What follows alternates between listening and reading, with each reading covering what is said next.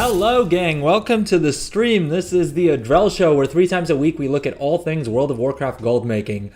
We are finally in Khazalgar. We have been for over a week now, so I should probably stop saying that. And we are making a boatload of gold. For today's stream we have a couple of different things planned. To start off with, we're just going to go through... It's muted.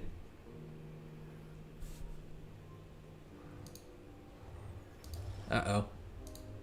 That's not good. How about now? Are we good now?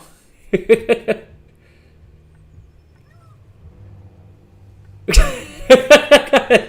damn it, Galton, you got me. Alright, fair enough. I thought something was messed up with my OBS. I was like, the hell is going on? What's up, Seek? Oh, we got everyone in here. We got Golden, we got Legendarism, we got Seek. Everyone's here today. What's up? How's everyone doing?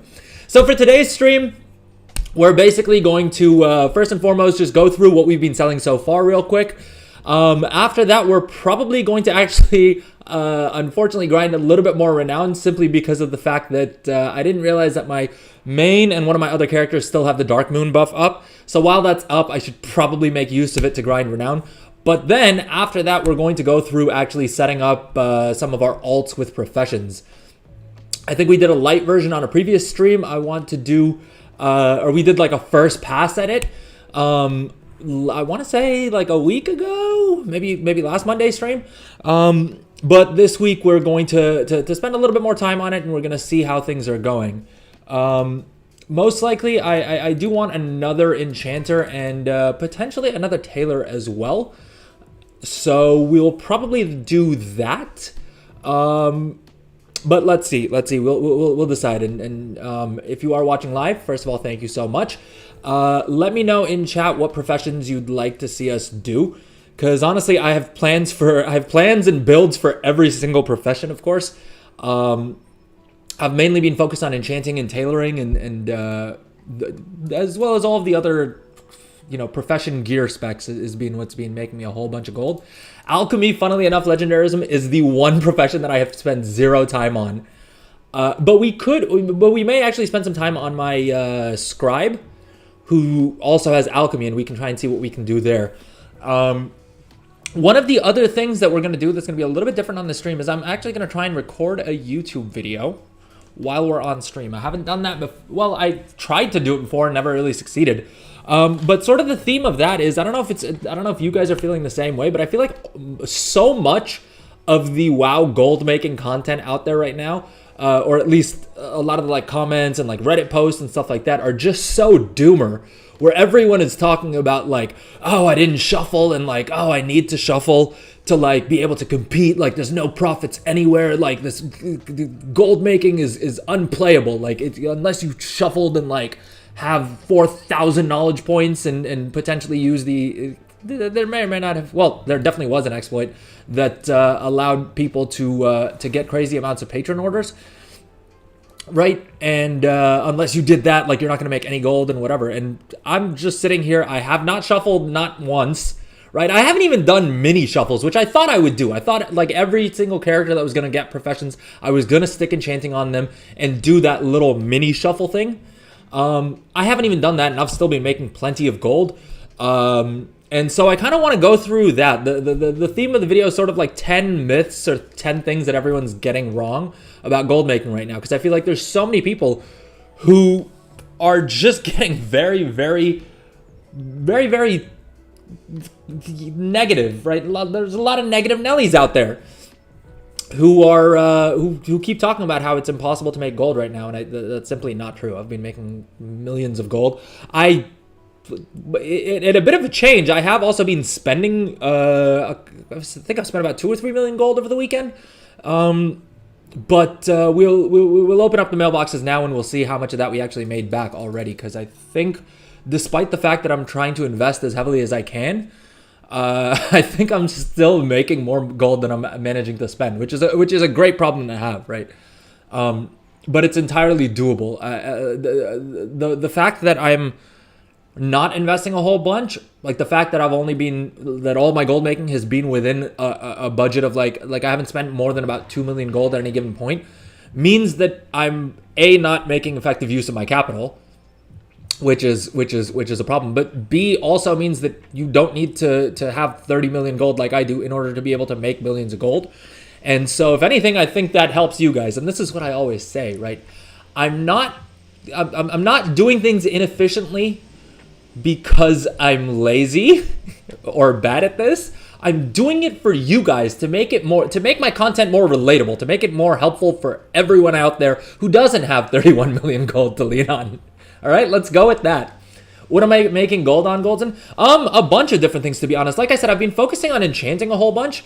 If I had to rank them, I would say probably profession equipment is number one, and I don't even have all of the professions set up with profession equipment crafting specs. It's just like I have, let's see, I don't have leatherworking set up. I don't have inscription set up for profession equipment. I don't have, does alchemy make a profession equipment? I don't think so. I don't think, I don't know. Like I'm saying, I've barely spent any time looking at alchemy, so don't really have too much to say there. But yeah, profession equipment has been number one. Blacksmithing is great for that. Tailoring is awesome for that. Enchanting has been great for that. Jewel crafting, I've dipped my toes into and then not really spent enough time actually crafting. Which other ones have I done for profession equipment? I think that's more or less it. I haven't really done any inscription. Like I said, I haven't done, yeah. But so profession equipment, the green profession equipment has been doing really well for me. Heck, I also got like 100,000 gold commission on one of the epic enchanting rods. So that was a nice little bonus revenue stream, I guess. Beyond that, yeah, enchants have been making a decent amount of gold for me. Tailoring, I actually think I've been capped on Duskweave and what is it, Dawnweave cooldowns for like a day or two, and I just haven't gotten around to it. I mean, I thought I would, like, a big part of the alt army I thought would be, you know, churning out Dawnweave and Duskweave. And I really haven't done much with that. Instead, what I've been doing is I've been focusing on a lot of more niche products, right? And that's one of the things that I'll get into if and when we do record the video later on, is that's where the majority of the gold, I feel like, is, right? Is finding a very niche product that there's not going to be a lot of competition for. You're not going to have to spend all of your time cancel scanning, right? And just specializing in that. But I'll get more into it. Beyond that, I mean, so tailoring's been doing well for me. Enchanting's been doing well for me as well. What? Stay away from your Duskweave market. Yeah, dude, I'm not willing to go to the lens that you have. That said, though, I did take like 33. Well, technically, I did 2 characters at a time, so I did take like 65 of my characters through the Dark Moon Fair, which. Which admittedly is a little bit more degen than I thought I would get with it, because I'm still very much a believer that, like, it's not fear of missing out if you don't care what you're missing out on. And realistically, like, it took me 10 or 15 minutes per 2 characters, right? So let's say about 5 minutes per character, but I roughly let's say about 10 or 15 minutes, right? That 10 or 15 minutes for 3 knowledge points probably wasn't worth it, right? In that time, I could have probably flown around and gotten at least a handful of the treasures, if not all of them, which would have given me 24 knowledge points. Or at the very least, I could have probably made more knowledge points by just doing the patron crafting orders. And I haven't done any of that. I haven't done any of that stuff. I haven't leveled professions on them. I haven't done any of this stuff, right? All I did was I would log onto those characters, port them to Dornagol, pick up the free 350 Artisan's Acuity, right? And then put professions on them and take them to the Dark Moon Fair and get that thing done. Which is not much, right? The only time-gated thing I really did was the Dark Moon Fair, which is minimal impact. But and the thing I'm happy about in that whole thing is because the Dark Moon thing isn't going to make much of a difference in the grand scheme of things. Right. The main thing I'm happy about is that it forced me to, like, sit down and actually throw professions on characters and sort of.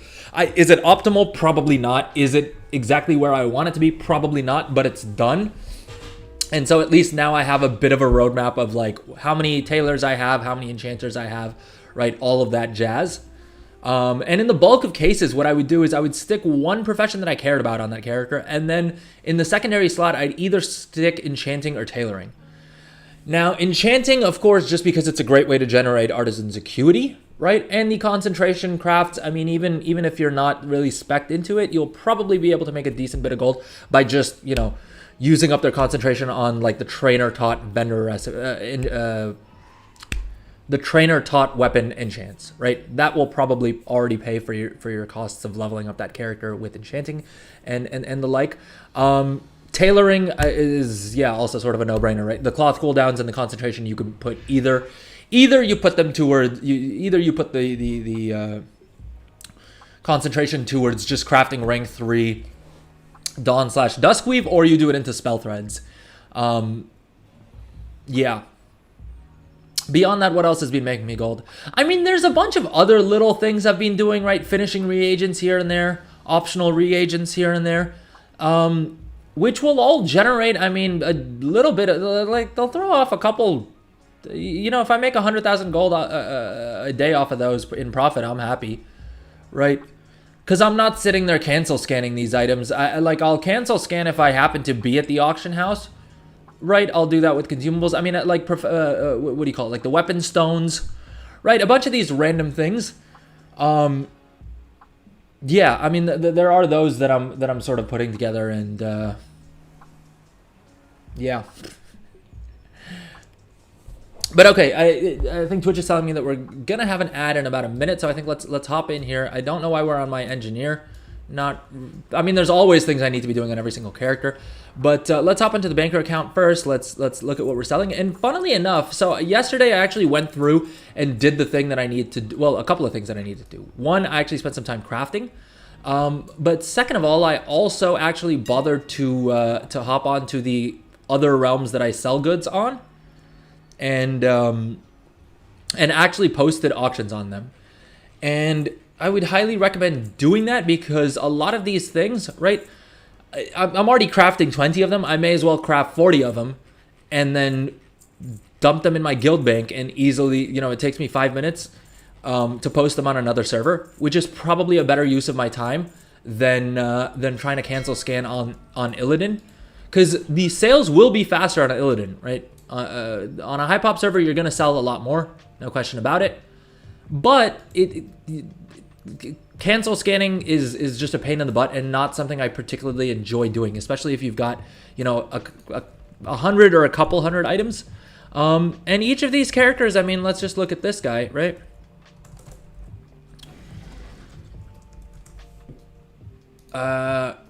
Yeah, so I mean, this is overall, but let's what realm is he on?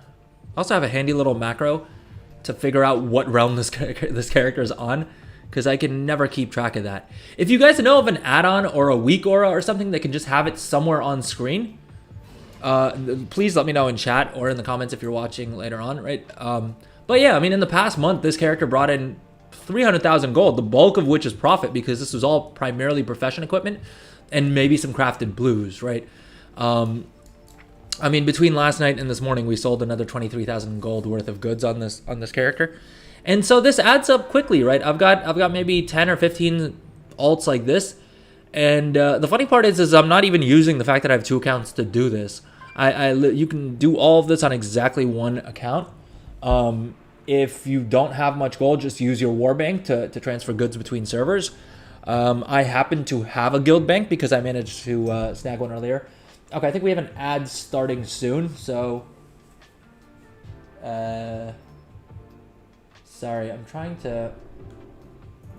I was annoyed that I couldn't tell when ads were going to start on the last stream. And so I set up another laptop here with... because apparently you can't see that through the app for whatever reason. Anyway, technical issues are always fun. But I think all right, there's an ad in progress. So those of you who don't have ads, I'll take a quick little pause. Well, y'all get to enjoy watching me open mail. And okay, so this guy sold around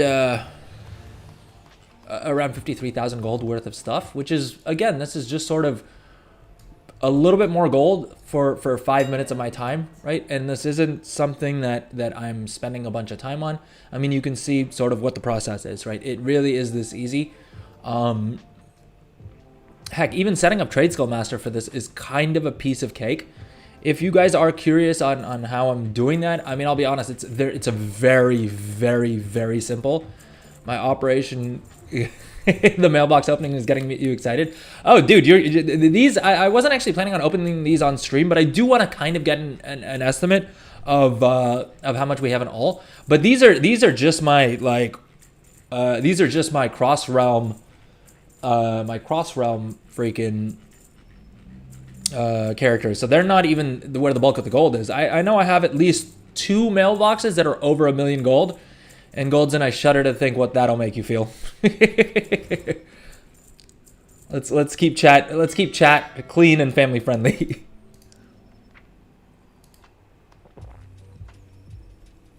Got our green juice on deck as I would say as always, but as should always be the case. Although to be fair, I'm currently double fisting. I'm currently double fisting green juice and Diet Coke. So, so health wise, I feel like the two balance each other out, right? I feel like that's a balance in all things,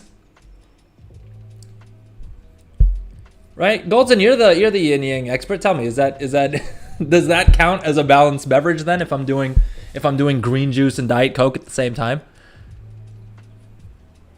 For a split second there, I had an intrusive thought that wondered what it would taste like if I mixed the Diet Coke and the green juice, which we're not going to do because that does sound kind of gross.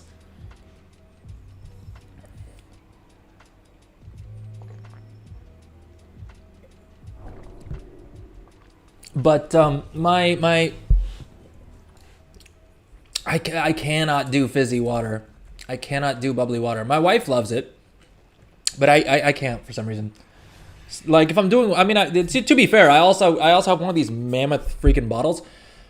Let's take a quick second to talk about water consumption, because my wife got on me for not drinking enough water on a daily basis, which is fair enough, right? We like we're constantly on, so it's always super dry and there's a lot of dust, and it's really hot outside, which I don't feel because of the air conditioner, but still, you end up drying out a lot. And so I used to do, you know, maybe 1 or 2 liters, 56,000 on this server, by the way, which is also nice. I used to do maybe like 1 liter, 2 liters, right? I had a little smaller bottle. It's back there behind me. That was like a 600 ml, something like that, bottle, and I'd fill it up like 2 or 3 times a day, and I was good. But then, of course, my wife got on me for not drinking enough water. So I got this mammoth bottle, and now I go through maybe 2 or 3 of these a day, right? The thing is, I don't feel any better. I do not feel any better after being more high, like after drinking the right amount of water. The only thing that's changed is now I have to pee like every half an hour, and I'm somehow thirstier all the time than I ever was before, when I was just drinking when I was thirsty, right? Now, even if I wanted to go back to not drinking as much water, I don't think I'd be able to, because I'm constantly freaking thirsty. Like, I'm always thirstier than I was. Like, my baseline thirst is just way higher than it was before, which is not great. All right, only about 7,000 gold on this server. Let's hop over to the next one, and let's. The goal here is to get over to our main characters as soon as possible. Oh, I'm supposed to be checking auction houses for cheap recipes as well. What's up, Barbara Florence? Welcome to the stream. How's it going?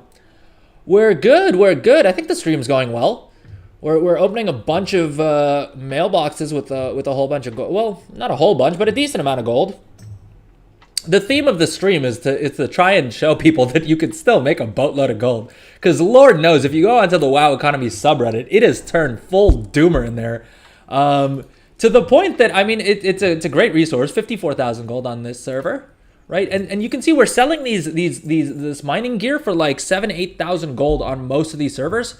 Whereas on Illidan, we'd sell it for like 2,000 gold. And my crafting cost is, I think we'll check in a second here. Forgot to check recipes again. We'll check in a second here, but I think my crafting cost is like 600 gold or something crazy like that. So selling them for 7,000 gold, right? Think about how many more I would have to sell on Illidan to make the same amount of profit that I'm making on these random servers, right? And that too, I need to actually sit down and look at which servers we can make the most profit on. I should probably catch up with chat as well. I realize I missed a couple of messages here. Seek, am I looking forward to maintenance tomorrow? I'm never looking forward to maintenance. I'm never looking forward to maintenance particularly. Although I'm not gonna lie, weirdly, I'm sure it's unrelated. But Tuesday evenings, which is when maintenance is for me, are for some unknown reason, right? We can't figure out what it is, are way more productive for me. I get way more like errands done. I get way more like things around the house done. I got way more editing and like technical stuff on the back end done. I don't know what it is about Tuesday evening specifically. Yeah, so I mean, I look forward to maintenance because coincidentally, whenever the World of Warcraft servers are down, I, for some reason, become a lot more productive. But yeah, I mean, I'm excited for reset because I'm excited for what do you call it? I'm excited for a reset simply because it's more knowledge points. Fatality. I'm excited for a reset because it's more knowledge points, and also because of the fact that since raids are dropping, I'm expecting to see a huge spike, hopefully, in demand. Now, I'll be honest, I haven't stockpiled jack crap. I've been meaning to, right? I keep telling myself, oh, I'm just gonna, I'm not planning on doing any like profane tinderbox or like any of the hype things, because the problem with any of those, right, is the time to do that is like there are people who have been doing that since early access, right? 1 second, I just realized I need to fix the chat because I guess it's overlapping with my little Twitch, with my little sub promotion thing here. It's unlocked. Sorry, folks. Give me 1 second. How the hell do I do this? Boom. Okay, I think that's a more manageable chat. All right. So, I completely forgot what I was saying. Yeah, so I'm not doing any of the crazy like profane tinderbox or like any of the like super speculation things. Not because I don't think there's gold in it. I think there definitely is, right? I think you could make a boatload of gold by you know, taking those risks and sort of trying it out like that.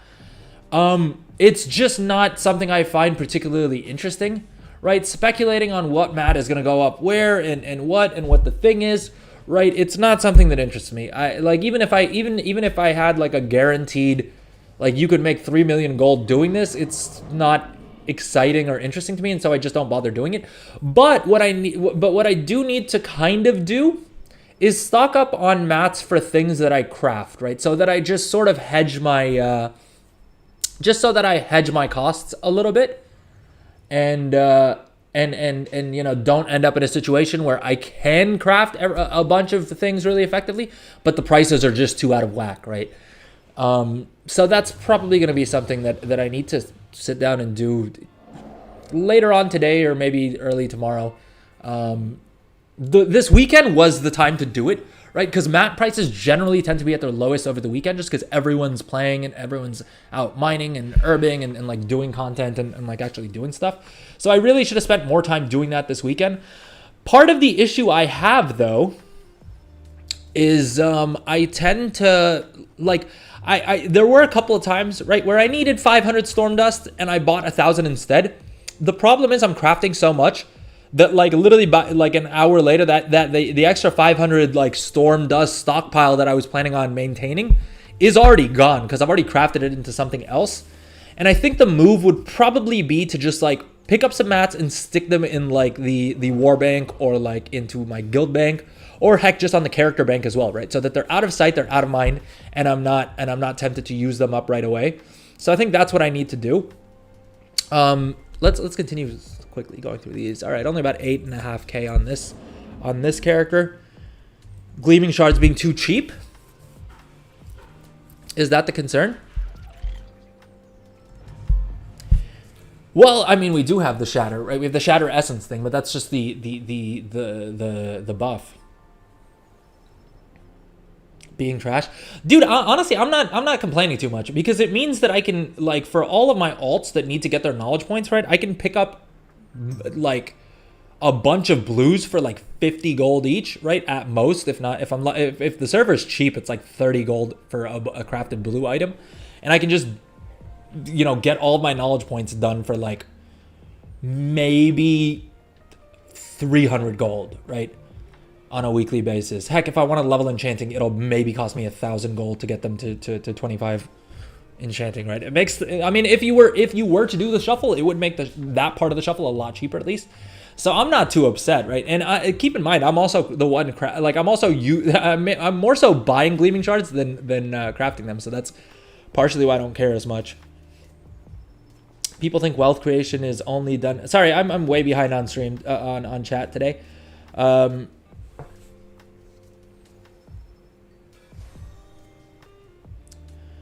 People think wealth creation is only by people pushing the meta, but all you have to do is provide value to the market. Yeah, for sure, dude. That's the thing, is like everyone thinks that like the only way you're gonna make gold is by like is by you know, being the most min-maxed player and like having the perfect. We'll get into the myths in a little bit because I think we're but that's definitely on the list. Is I think a lot of people think that they need this like perfect build or they need to be completely min-maxed to make any gold, and that's just not true, right? You can do it if you want, if that's what you enjoy doing, right? I get it. I get it, because I get tempted to do that as well, right? I was tempted to do something like that, but at the same point, I'm like, I know my personality type, and I know what's fun for me, right? Obviously seeing K-Chak's been streaming again, which has been pretty cool, right? K-Chak, if you guys aren't familiar, he's a WoW billionaire. And so watching his stream and stuff like that, you know, the stuff he does, like being world first to craft like rank 3 enchants and things like that, sounds really cool, right? It sounds like it would be fun as hell. But at the same point, I know myself. I mean, you guys have seen how long it takes me to just freaking like do anything in this game, right? So I'm probably not going to be able to be like first to market, or like, you know, even in the first like dozen to market. And the thing is, I don't need to be, right? It really does not matter, because I'm making millions of gold despite not doing any of that. And guess what? I'm having a lot of fun doing it, and that's the only thing that really matters. All right, Golden, get ready, man. Get ready. We're done with all of the cross server trading, like the cross server sales. And we're now going to hop onto our main bankers. And this chick I know has at least 1 million in sales in her mailbox. Probably more at this point, because I haven't checked since like last night, I think.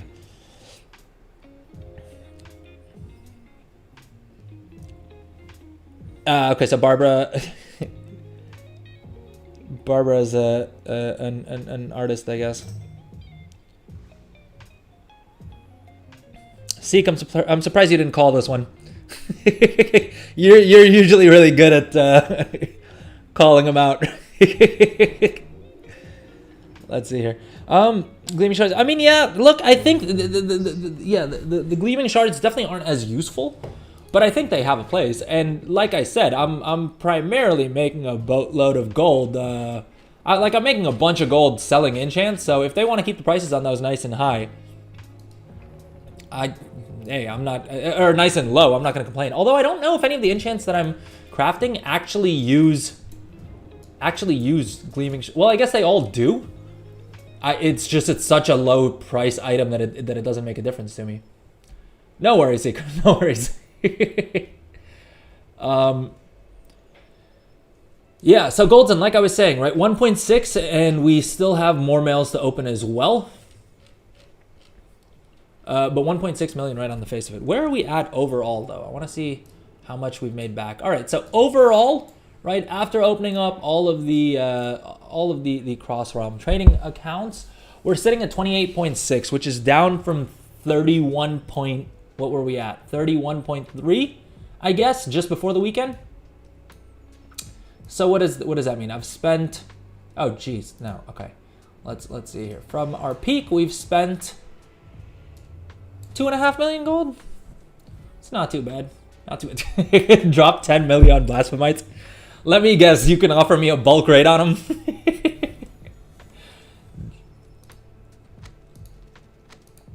Have you looked at? I actually saw something on. I think it was on Reddit yesterday, where someone was saying that what they were doing was they were using their transmutation alt army to shuffle things into Stormdust. Now, like I said, I watched your video on alchemy and on transmutation. We accidentally opened one of the gold mails. All right. Anyways, let's go ahead and do that. So basically, we've spent about 2.5 million gold over the weekend, and we have 1.7 milli here to open up. You'll see it's a mixture of all sorts of things, right? There's a lot of enchants in here. There's some missives that we've been selling. There's some spell threads, right? There's been random greens that we picked up. I'm always surprised when like a random 483 green, for whatever reason, sells for 7,500 gold. Which really makes me reconsider like disenchanting any of the which makes me really reconsider selling any of these greens for like 500 gold, or disenchanting greens for knowledge points. Okay, I think that is all that this character has, but about 1.74, and I don't remember how much we opened already, because one of the mails we opened did have some gold in it by mistake because I misclicked. But all right, let's go ahead and open this up. Oh no, I sold one of my rank 3 spell threads. So the only thing I've been somewhat successful at sort of stockpiling is the rank 3 concentration enchants.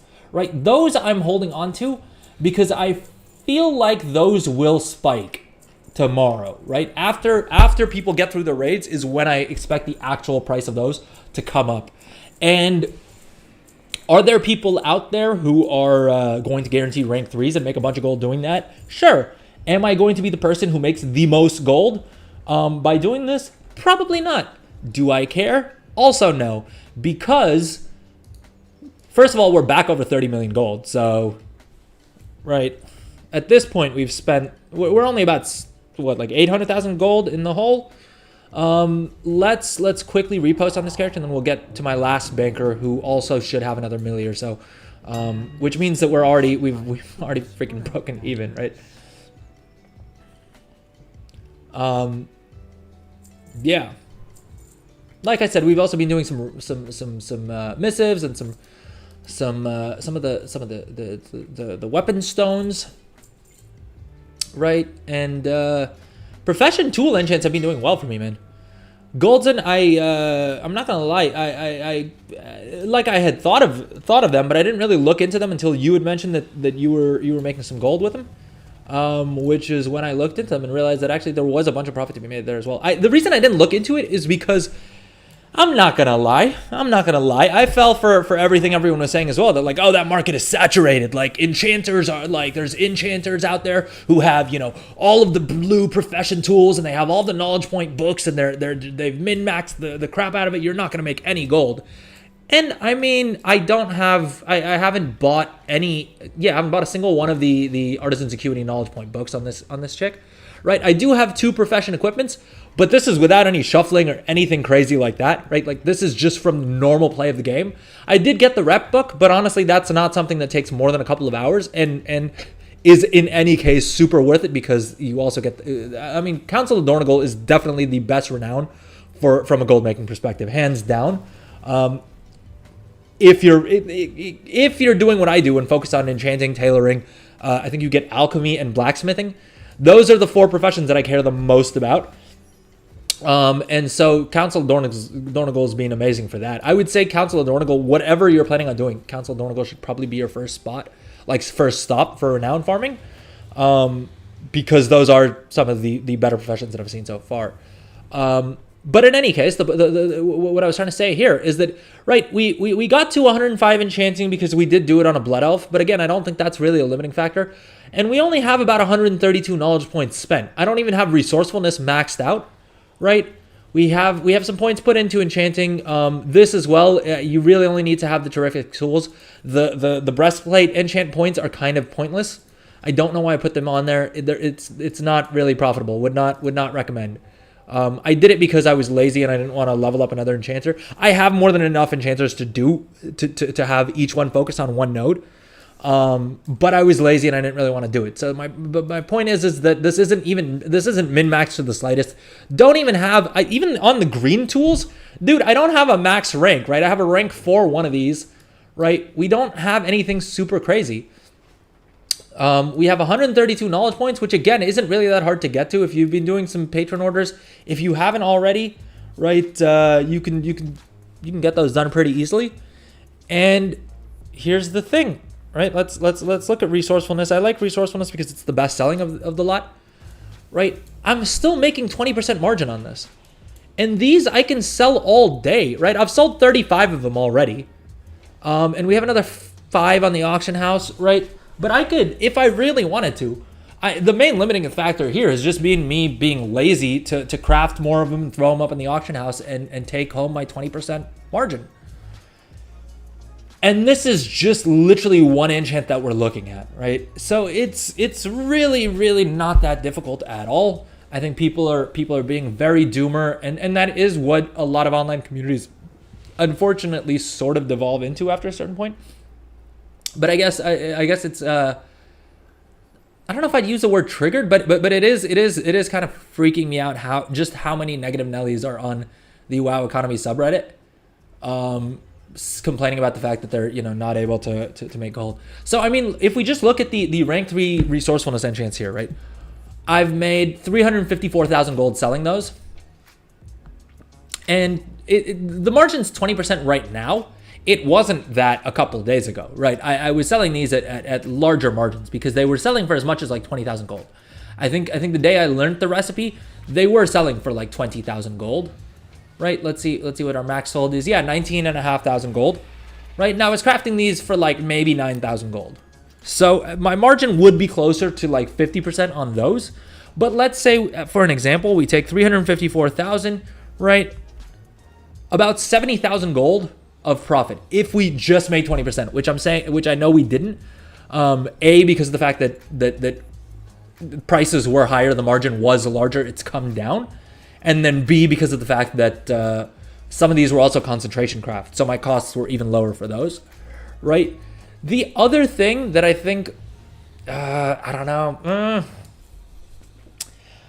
I don't want to share this because of the fact that it's making me so much gold. It's making me it's pretty obvious. It's like it's not anything game breaking. Yeah, exactly. No, rank 2 enchants is one thing, but with almost every product out there, rank 2 is where you wanna be great at being mid. For once in my life, I found something that I can succeed at because there's an incentive to being mid. Again, it's not any sort of like it's not anything crazy, but I did want to talk a little bit about that because I think so many people and the only reason that it was a revelation to me is, and probably isn't a revelation to anyone else, the only reason it was a revelation to me was because I wasn't thinking about it this way, right? I was thinking, look, I need to figure out how to make as many rank 3s as possible of everything. And that's how I'm going to make a boatload of gold, right? Like that's going to be my gold making strategy. But the thing is, to guarantee rank 3s, A, it's super difficult, right? You need to spend a lot of time invested. And B, the other thing is, in that market, you're competing with everyone who has shuffled, people who have potentially exploited, right? Who have a lot more knowledge points, who have all their blue tools and all of that other stuff. The other thing to note is that in a lot of cases, so I mean, this resourcefulness enchant is a great example, right? The rank 3, let's actually do the math here. The rank 3 will make us 20%. Will make us 20% margin, as well as, but only has a sale rate of about 14.7. Now, if we use rank 1 materials instead, right, we'll only make about 16% margin. But here's the thing. the average daily sales rate is 34.6. And so I personally would much rather sell, 100 of these enchants than 10 of these. And I mean, okay, the numbers don't quite work out that way, but you can sell twice as many of these as you can these on paper, right? There's twice as many being sold. And so, yeah, I'm really just focused now on crafting mid items, right? Like crafting the rank 2s. I don't think it works for gear. I think for profession gear, for leveling gear, for all that stuff, you probably need rank 5. No one is buying the rank 3 PvP gear, right? That you need to sell at rank 5 in order to make a bunch of gold. But, I mean, the rank 2 enchants is one thing, right? But the other one that people aren't really looking at so much is everything else. Enchanting tends to be a bit more competitive anyway, right? But there's a lot of other items that you can make that if you've played your cards well, right? If you've put the points in the right place, you can make a decent bit of gold just by crafting them at rank 2, right? It'll depend on the item. You need something that has a rank 2 that still sells for a decent amount. I'm trying to see if there's a good example here, right? Spell threads. I mean, where's the Weavercloth spell thread, right? This character isn't even built for this, right? This is the wrong build. I have another character that has a better build for it, but also because they have their profession equipment, right? So they're able to. This isn't the character that I actually craft these on. But again, this chick doesn't have. First of all, she's not even max tailoring, right? She has 90 tailoring, and that's just because of the sunset spell threads, right? I was crafting those because this chick's mainly focused on churning out concentration sunset spell threads. But in any case. Same thing goes for tailoring, right? I don't have any of the Artisan's Acuity knowledge books. I've done all the treasures. I did the Dark Moon Fair. I did a couple other things like that, right? We have 102 knowledge. Very, very easily attainable. Without a lot of work, you can get a bunch of alts to 102 knowledge points very simply.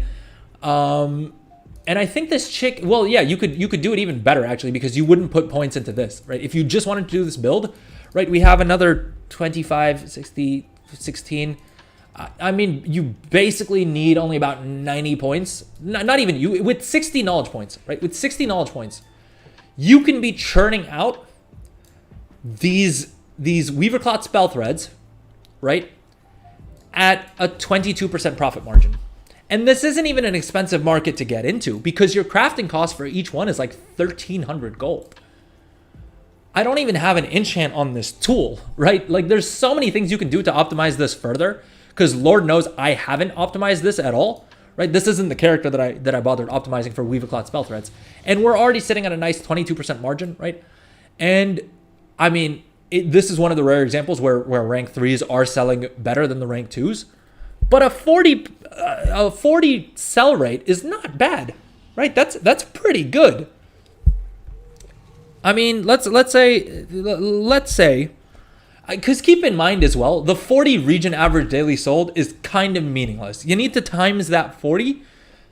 You need to multiply that 40 by how many ever realms there are. Because I believe the way Trade Skill Master does it is they calculate as many as their system picked up selling across all realms, and based off of that, they then divide that by the number of servers there are, and that's your region average daily sold, right? Which is completely meaningless. I mean, theoretically, you could probably take that number and multiply it by all the servers to get an estimate of what the total market is worth. And since these are region-wide anyway, that is your addressable market. But it also doesn't make a difference because we're so early on in the expansion, and the average daily sold doesn't really mean much because it depends on the day of the week and what content has just come out and stuff like that, right? Whether you cancel scan, whether someone dumped 100 of them right after you posted yours and stuff like that. But it's a good gauge that this is a product that has a pretty good amount of demand. And so this is definitely worth, I mean, for me, this was an item that was worth spending the time to have someone who could churn these out at as much margin as possible, right? 22% is pretty good in and of itself. I think probably people are one of the reasons people are being a bit doomer about it is because, a week ago they were selling these same things for like a 400% margin, right? When they were like the first few people to sell it. And so now 22% sounds like dog water to them, right? Or they've seen, a bunch of content creators talking about how, they made 400% margin selling these items, and then they go to do it and they only see 22%, so they think it's pointless. But gang, the way you make big gold isn't by having ginormous profit margins, right? It's by doing a whole bunch of, like, figuring out something that has a little bit of profit and then doing that a whole bunch, right? Go, like, if you guys haven't seen K-Chak, right? The WoW billionaire I was talking about earlier. He's been streaming, like I said, right? And you know what he's doing on stream? He is crafting rank 1, he's mass milling and then crafting rank 1 of the inscription items, right? And selling those for like a 20% margin. The thing is, he's doing like thousands of them probably at this point, right? A day. And that is how you get to 1 billion gold, is you find something that you can do a bunch of different times as opposed to spending a bunch of time trying to optimize or worry about your profit margin. Now I say that, and I say that as someone who really puts the simulation into craft sim, because Lord knows what I've spent the majority of this expansion doing so far is messing around with craft sim, looking at different potential builds, right? But this is definitely another one of those cases of do as I say and not as I do, because I would not recommend that for gold making. The gold per hour of wasting time. Oh, I think we have an ad up right now. But yeah, I mean, so look, every profession has these sort of niches that you can find for yourself, right? I'll be honest, I tried some of them, like these polishing cloths, and that did not work, right? I kind of burnt a character trying to be able to craft these polishing cloths because I thought that we'd be able to make a good amount of gold with them, and that didn't work, right? It was silly of me because of the fact that the product cost, it's like the rank 2 items. You can see, I mean, my alt has 331 of them in their bags, right? Because I thought we would craft these and we'd be able to sell them for. I thought this would be a good volume play, right? That I'd be able to craft them in bulk and be able to make up for anything that I lost in volume. And that didn't happen. That didn't work at all. But that character isn't bricked, right? We still have from dawn until dusk train on them. They can do their cloth cooldowns, and I can move to another build. It's not the end of the world. But I mean, there's a lot more opportunities like that out there, right? It's just a matter of finding a niche product that you can probably carve out a little space for yourself in. Tell that to your rank 2 bolts. Are you talking about the dusk, like the cooldown bolts? I mean, the cooldown bolts are in that weird place already, where the rank 1s and the rank 2s are basically selling for the same. Like the rank 1s are selling for more than the rank 2s, right? So actually, by using all rank 1 materials, I would actually be spending more.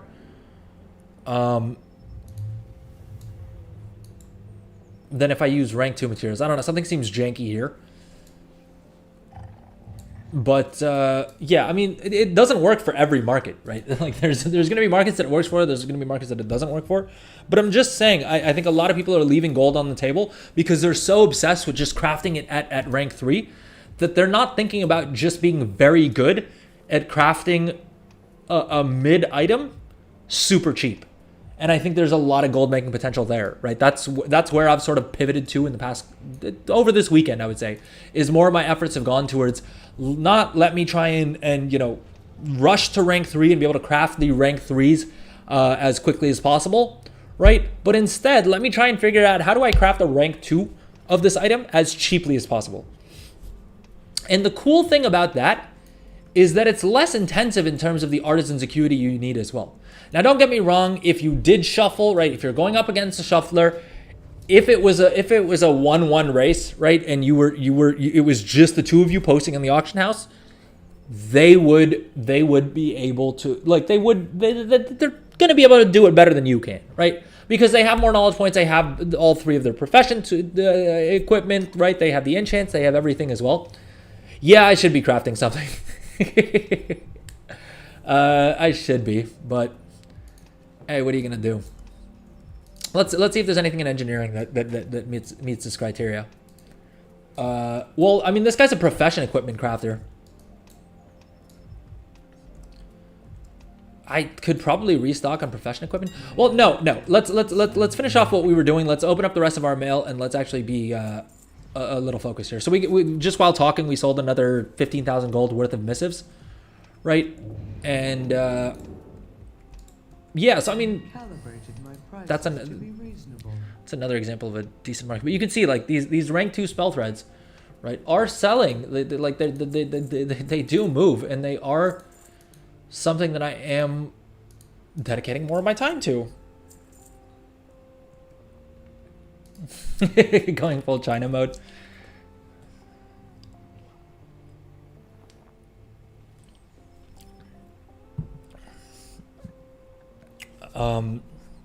Yeah, I mean, I'll be honest. I'm Indian, so I've been more so thinking of it as like with my tailors, I'm kind of running like a little bit of a Bangladeshi sweatshop, and just churning out super mid spell threads.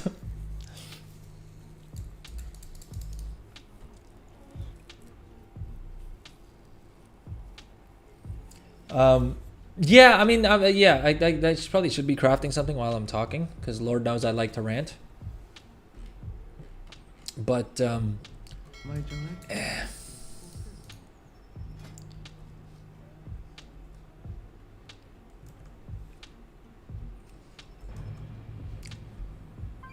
K-Check will be telling you what?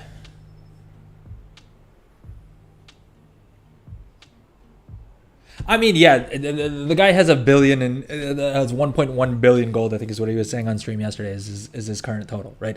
He can do things that no one else can.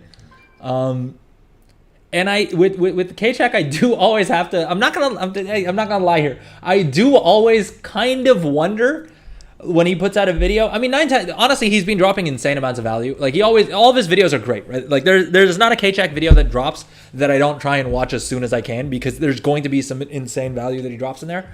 But I do also sometimes wonder, like, all right, how much of this is like because he's taken a market position, right? Like the profane tinder boxes.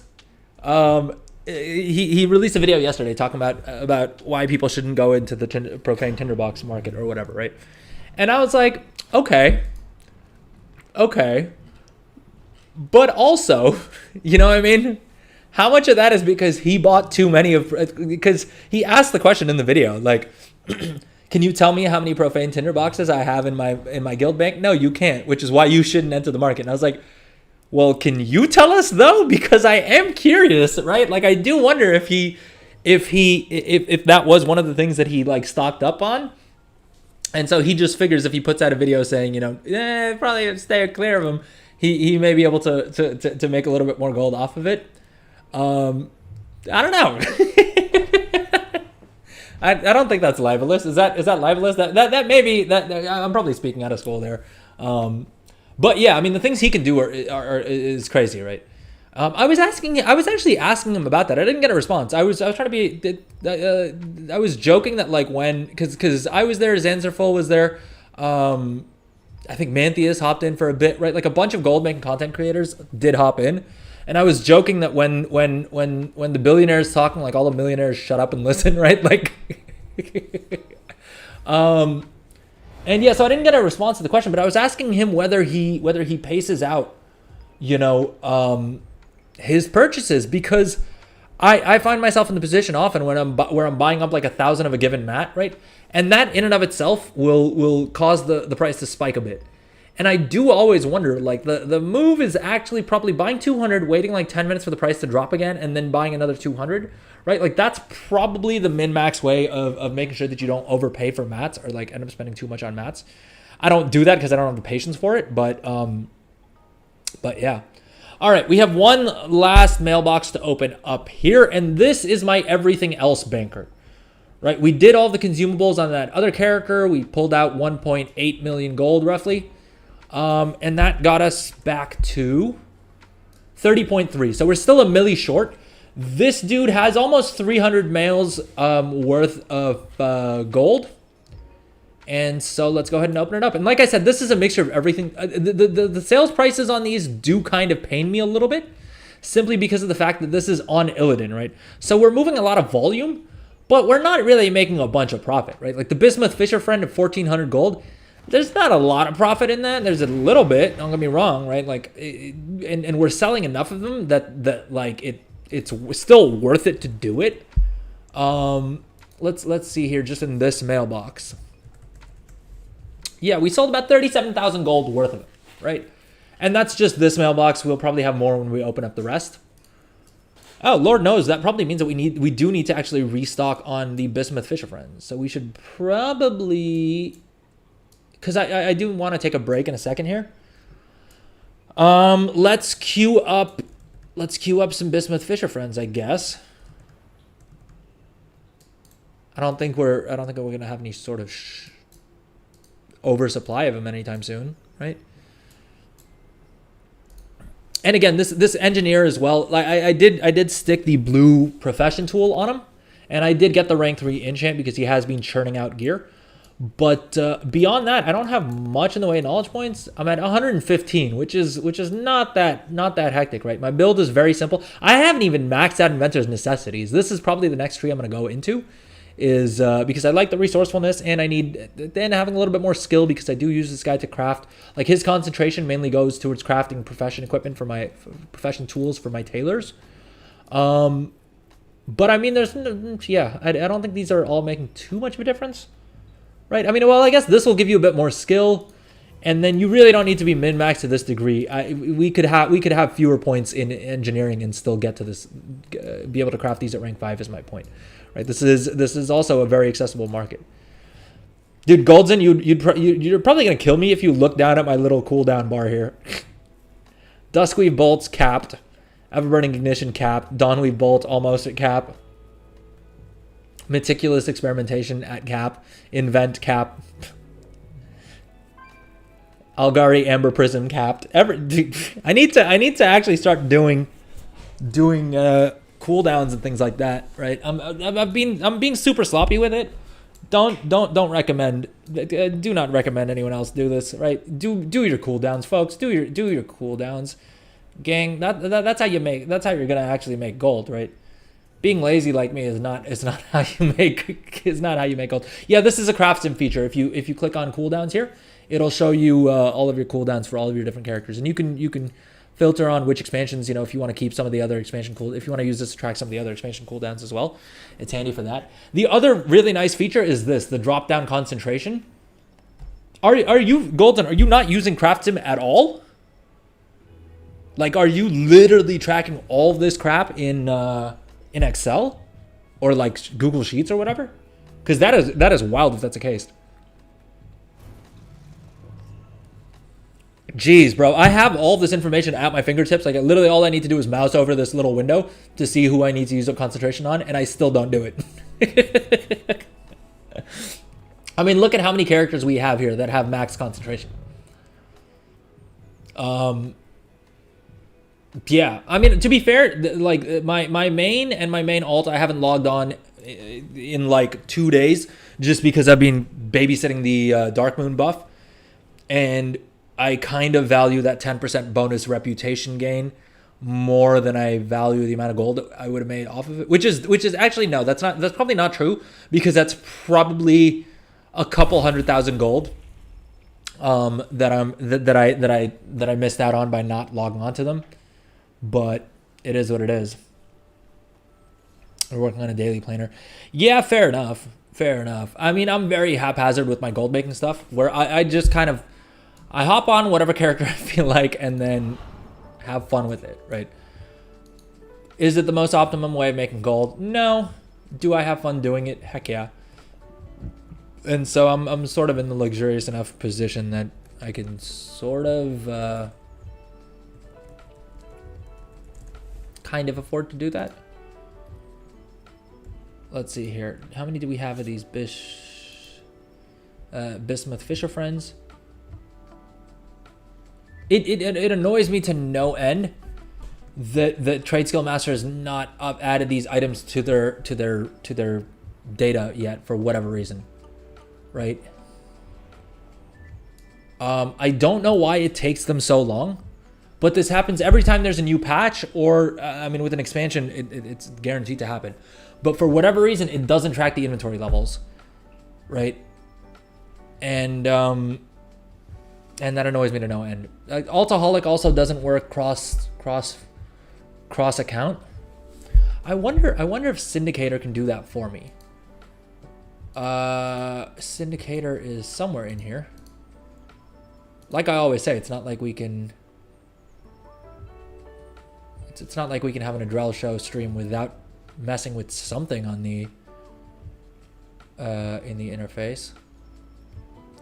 Yeah, I need to hop into the Discord for Syndicator and ask them to add a like cross account feature. Although it is made by Plus Mouse, and given the fact that Auctionator and Journalator and all of his other add-ons don't support multi-accounts, that may just not be something that he's willing to add in, or they are willing to add in. I don't know why assuming it's a he. Yeah, I mean, their add-ons are amazing. I cannot say enough good things about Plus Mouse. Plus Mouse. All right. With that said, let's go ahead and open up this mail, and then we'll take a quick little break, and then we'll come back and we'll grind out a little bit more renown, just because I want to be able to access those characters.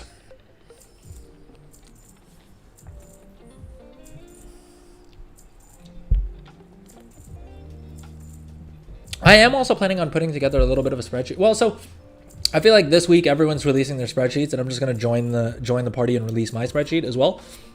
But my spreadsheet's going to be more so focused on how much it costs to level each of these professions on alts.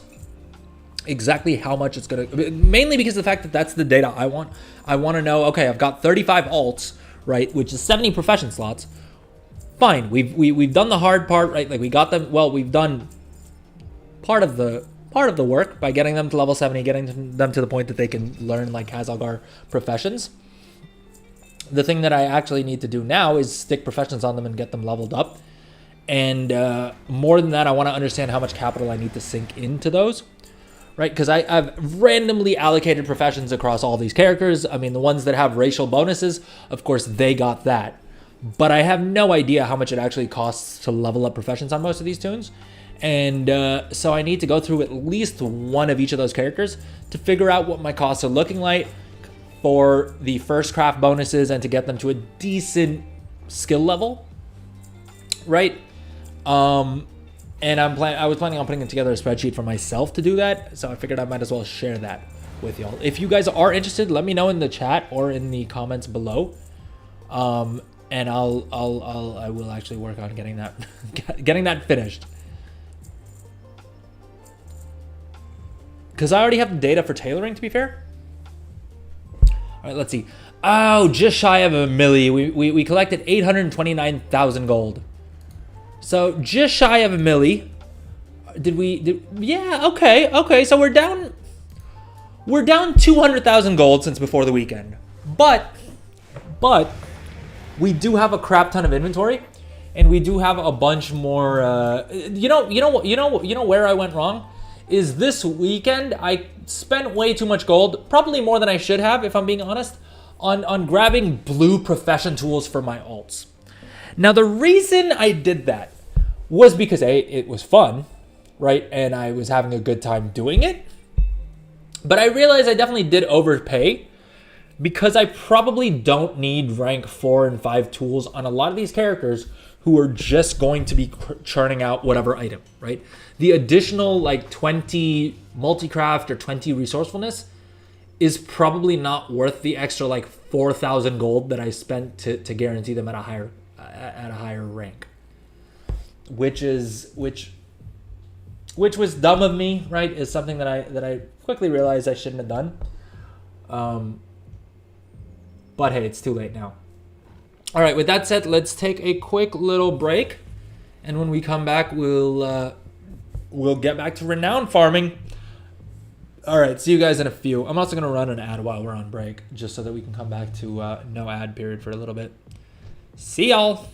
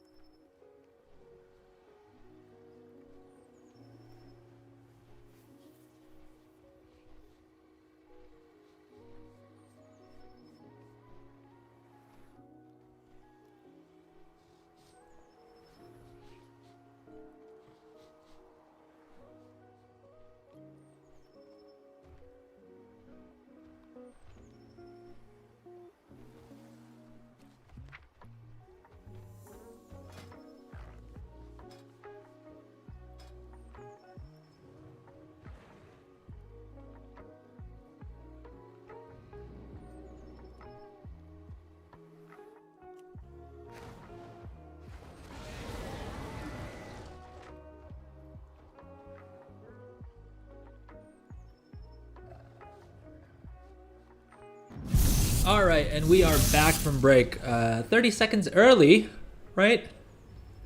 So we're back. We just opened up all of our mailboxes and figured out that we actually only lost 200,000 gold over the weekend, despite all of the massive investments that I made, right? I spent a couple thousand gold, a couple million gold on investments, and they've already paid off. I say I'm down 200,000 gold, but not really, because I have way more in inventory that's posted up on the auction house. If I really, really wanted to look, the way to measure it would be to look at my inventory value as well, which has gone up. But that said, I have no concerns, right? I have no concerns because of the fact that yeah, we started the expansion with I think 30 million gold, and we're sitting at 31.1, which again may not sound like much, but yeah, I mean our sales have been about 8.4 million gold so far this expansion, which is pretty good, right? The trade skill master profit here is sort of pointless, right? Because it just doesn't track sales accurately for whatever reason. The main thing to focus on is just your overall gold amount, right? If you're only playing on one account, or heck, even if you are playing on two accounts, in general, I think the superior add-on for tracking like goal, if you care about like an income statement, then Journalator is the add-on that you want to go for, right? That is the superior add-on when it comes to figuring out your actual like income statement. And so in the last month, we've got a 7 million profit on this account, and we've got a minus the 4.75 million loss on this account. So totally in the past month, I've made about 3 million gold. And that's before the season's even started, right? And that's also because of the fact that I've invested a whole bunch yesterday. Yeah, these trades that you're seeing are between my two accounts. So don't think there's anything sus going on there, right? Leandrella, we're on Femir right now, and Leandrella is the banker alt that we were just on. I would show you through Altaholic, but Altaholic isn't working. In any case, I would hope that you guys believe me, right? If you don't believe me, let me know in the comments or chat, and I will provide proof. Oh, I think I need to restock on Rune Bismuth rods as well. Those have been selling really well for me, because I think most people in enchanting haven't gone like the profession equipment route, and so as a result, the margins are a lot better there. So much so that I can literally pay within my profit margin. I can pay off a missive as well, because realistically most people just want the resourcefulness tool, and so the resourcefulness tools for enchanting sells for a good bit more than any of the others do. All right, that said, let's get into some actual gold making real quick, and then we'll do some renown farming. All right, mainly because of the fact that we don't have that much further to go with the Assembly of the Deeps. And two of my characters still have the Dark Moon buff up, and so I want to make sure that we make use of that buff prior to doing anything else on those characters. All right. That said, let's get into it.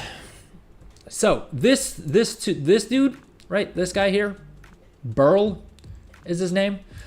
He's my blacksmith that's entirely focused on churning out these weapon stones, right? These tool stones or whatever. I was trying to figure out exactly how I can best min-max this, and I did have a plan last night. Just don't remember what it was. So let's quickly see if we can slap that together. Now I think the plan was, right? We don't have enough artisan's acuity to be able to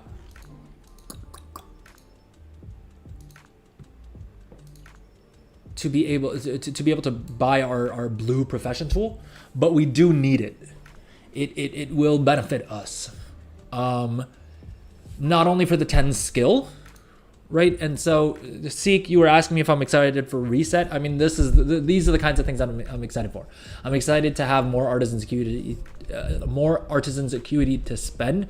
Lord knows I haven't spent it efficiently at all across all my characters. I mean, look at that. I'm sitting on 8,390 artisans acuity, including some characters that have 1,000 artisans acuity, right? Silly. Dumb. Don't do that. Use up your artisans acuity. The sooner you deploy it. I mean, it's the same thing as sitting on 31 million gold right now. It's a dumb thing to do, and it means that you're not effectively using the resources that are available to you. But that's also coming from a guy that has a bunch of his cooldowns capped out and concentration capped out on a bunch of characters. So, all right. In any case, coming back to this,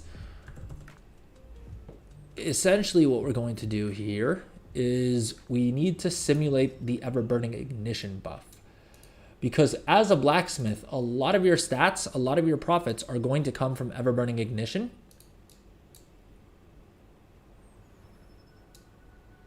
And something looks janky here. Why is it only showing us 1% profit now?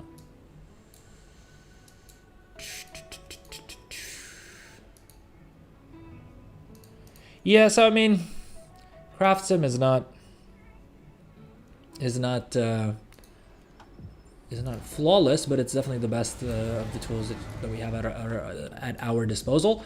All right, so 27% profit margin on these, crafting these at rank 2, right? We're out of stock, so we need to craft up more of these anyway, right? We've only sold 12 of them. Admittedly, these are pretty expensive to craft, right? Because they do use a null stone, and null stones are still holding price pretty well. I think the prices on these will probably go up. But this is, again, another good example of an item that... Dude, what? When did this change? Until yesterday, the Ironclaw Razorstone rank 2s were far outselling the rank 3s. Like, it wasn't close. But today, it looks like the region average daily sold is kind of swapped around, and more people are buying the rank 3s now than the rank 2s. I don't know. I don't pretend to understand gathering professions. So who knows what's going on there?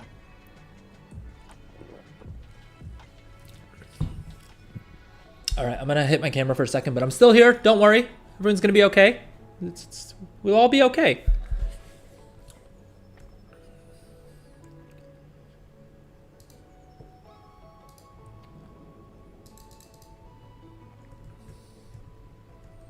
All right, Ironclaw Razor Stones. Let's start crafting these. Do we use any optional reagent is the real question.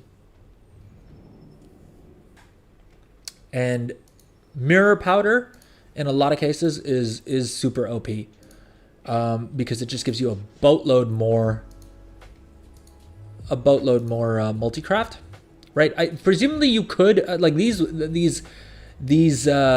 what do you call it? The adjustable frameworks could also be goated if it wasn't for the fact that they're kind of expensive, right?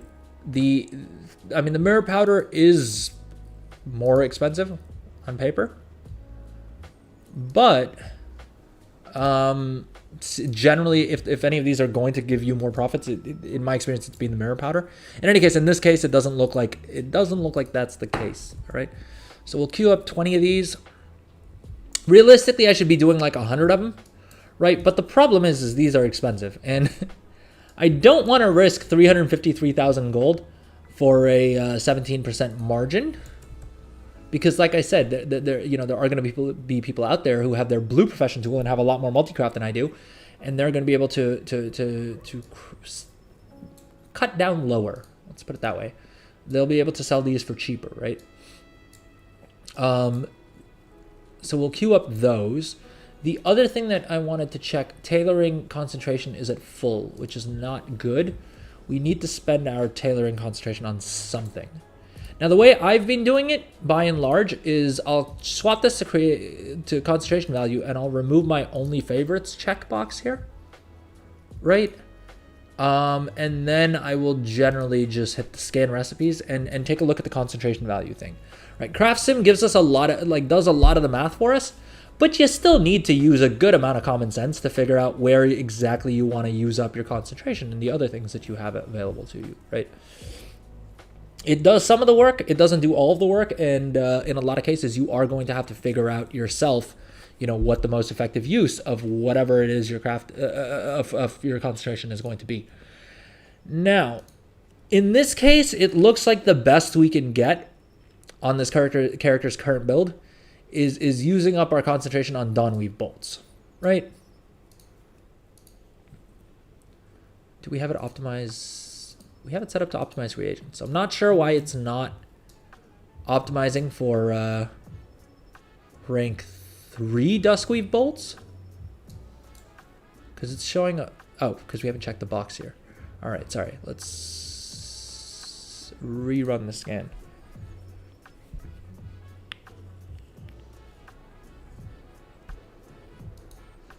So it's going to be five gold per concentration point, right? Which is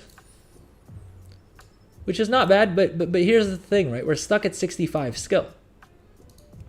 And so ideally, I want something that's going to give me some skill ups as well. The problem is I'm capped on knowledge points, right? We've gotten all of our knowledge points. We've spent all of our knowledge points.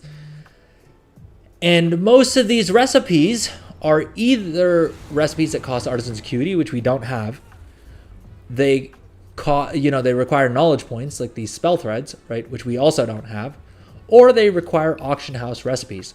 Now, the issue that we have at the same point is that these auction house recipes are very expensive, and despite what Trade Skill Master is telling us here, that we can make a 37,000 gold profit on this, no one is paying 37,000 gold for a rank 2 version of this, which is what we are currently queued up to craft. That aside, these items are green, so there's a very low chance of us even getting skill on these. Now, for tailoring, the main recipe that most people seem to be using to push tailoring to 100 skill is this one, the Dawn Thread Lining. Right? The problem is that this recipe used to be super expensive. And depending on your server, it may still be. But I got kind of lucky here.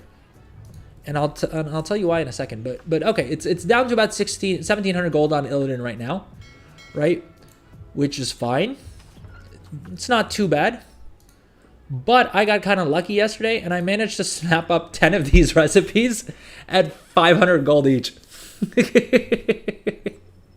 Which is why I keep plugging, not Undermine Journal, what's it called? It's called, God damn it, why can I never remember the freaking name of that website? It's so useful.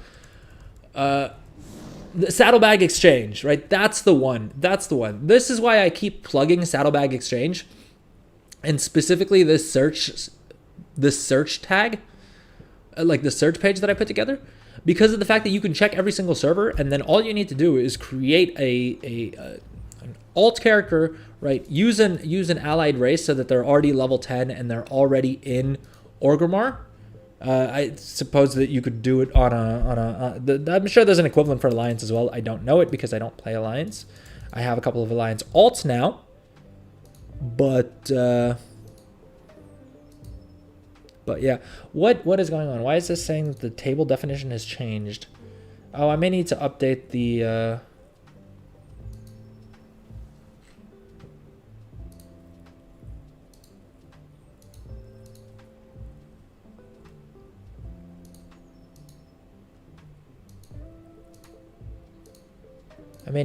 the search string. I think something changed around with it.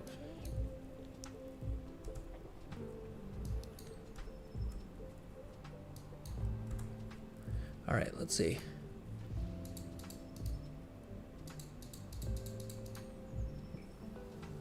Let's see here. Yeah, so I mean, with this, you can very easily find recipes, right? Like this one, the Algari competitor's chain girdle that sells for, I mean, on most servers for 21,000 gold. It's up on it was up on Stone Mall for 4 gold, right? Even if you don't plan on crafting these, that's still a knowledge point, a first craft bonus that you can get for 4 gold plus whatever it costs to craft it for once. And you may even make a profit on selling this, right? There are not that many people crafting the PvP gear. And so I do think it is a good way to make gold. I think a lot of people talked about, well, a lot of other content creators said that they were skeptical that you'd be able to make gold with PvP gear. And I stand here as proof that it is entirely possible.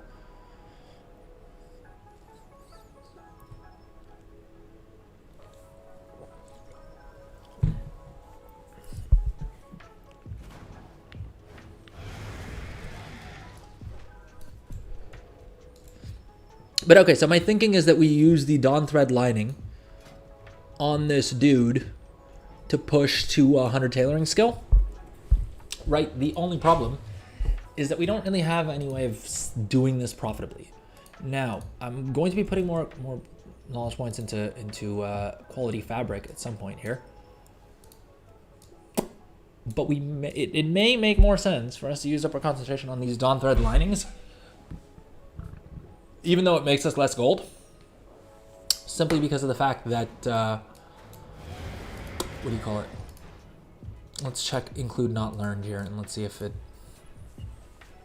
how it compares to everything we do have learned, rather. Dust thread lining would be the best. Dawn thread lining is 13.6, not bad. Not bad.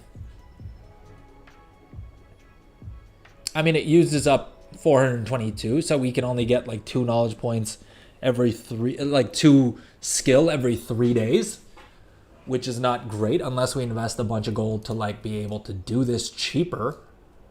Or like we invest a bunch of gold so that we can like we just pay for the skill. I did the math earlier, and it was like 70,000 gold to get this dude to 100 skill, right? Assuming that we only have to craft 35 of these. But it does turn green at like skill level 90, I think it is.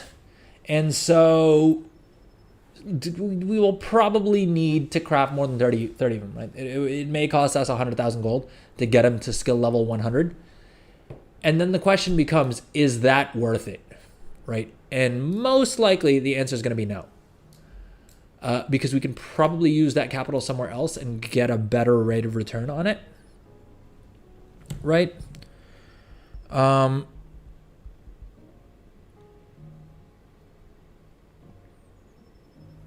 am I doing here? 30. Yeah, we would get 35 more skill, right?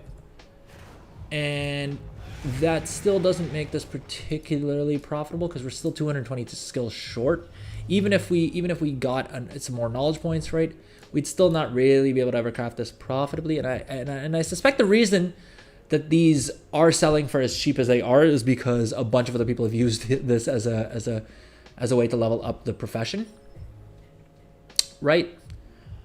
Which, I mean, yeah, it's sort of unavoidable. The only other items that we have that can give us skill ups, right, is either one of these two. This one requires Artisan's Acuity, so that's kind of out. This one does too. And so these, if we get lucky and we manage to snipe a crafting order, then it would be worth it. Otherwise, we're probably not going to be able to get to 100 skill anytime soon because we need about 25 knowledge points to unlock either of these spell threads, which is how I've done it on other characters that do have max tailoring, right? And the question also becomes, is that going to make any sort of a difference in what we need this character to do? Because this dude was supposed to be my tailoring finishing reagent crafter, right? And so I specialized in additional embroidery. We didn't quite max out quality fabric, but we did max out multi-craft. And sadly, probably unsurprisingly, if we're being honest here, he's not able to. None of these are particularly profitable, right? I think maybe we can make about 14% on these bright polishing clots, which is something, but not much, right? 16% on these. And you got to figure it's also only about an average of 16 gold per craft. So from a time perspective as well, if he's just sitting here churning these out, probably not going to be something that necessarily pays for itself, right? Because I don't think let's see how short we are on skill here.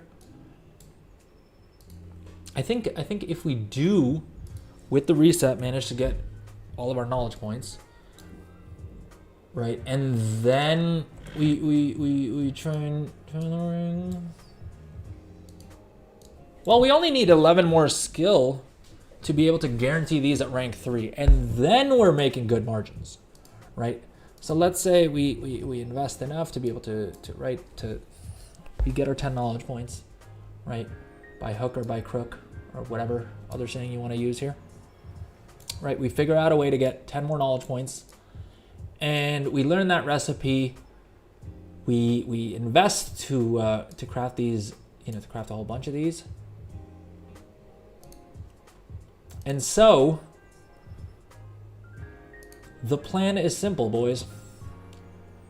Yeah, I've been watching a lot of Ludwig. But the plan is simple, boys. We need 10 more knowledge points and we need 11 more skill to be able to start churning out gold on this dude with these polishing cloths, right? And that's what I'm saying. With all of these professions, there is a way for you to print gold, right? Whatever your build is, however scuffed it may look right now, you will be there is some way that someone is making gold with your build. So even if you have spent your knowledge points in the wrong place, or what you think is the wrong place, there is a way to salvage it. It's just a matter of spending the time to actually look through, your profession tables and figuring out what you can do, right? Because this dude on these weaver cloth embroidery threads, right?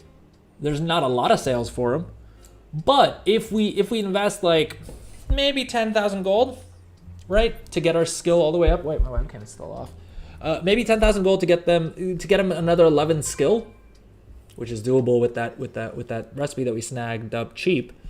We can then start, and we need to. I guess we also need to find 9 more knowledge points from somewhere, because Lord knows we don't have enough artisans acuity to be able to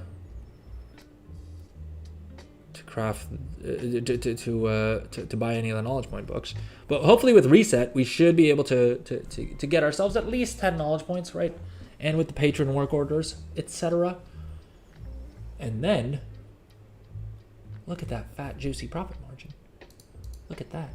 Look at that. That is a thing of beauty, that is.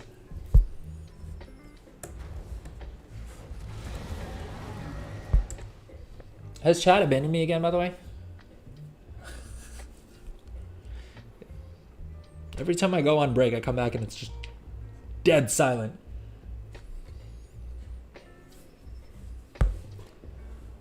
Let's see here.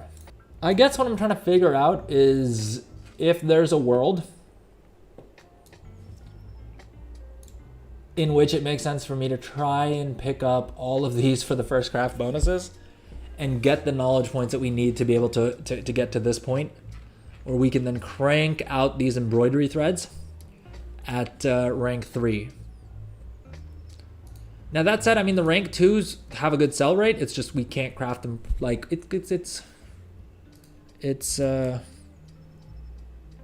we can craft the rank 2s, right? And they have a good sale rate, don't get me wrong,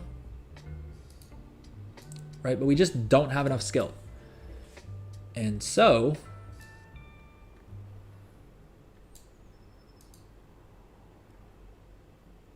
are weaver cloth bolts rank 3 the exact same price as the rank 1s?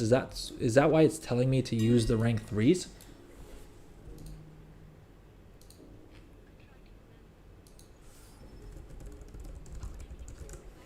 Golden, is this what you were complaining about? I thought you were complaining about the cooldown cloths.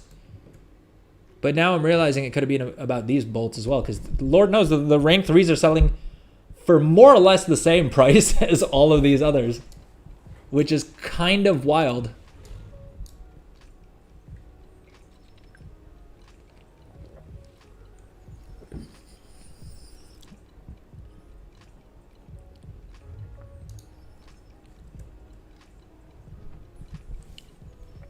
But okay, so the plan for this guy is simple. Simple. All right, let's get him over to Dornagle.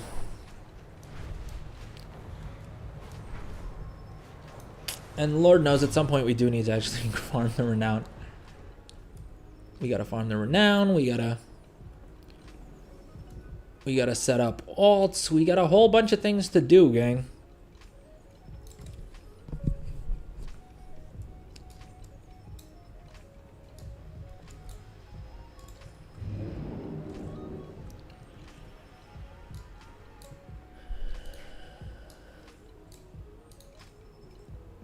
But yeah, Golden, if you are still with us, Daily Planner is actually sounding pretty good right about now, because I'm just thinking about the fact that I have so many different things to do on so many different alts, and I don't really have a structured plan for it, which is probably not a great idea.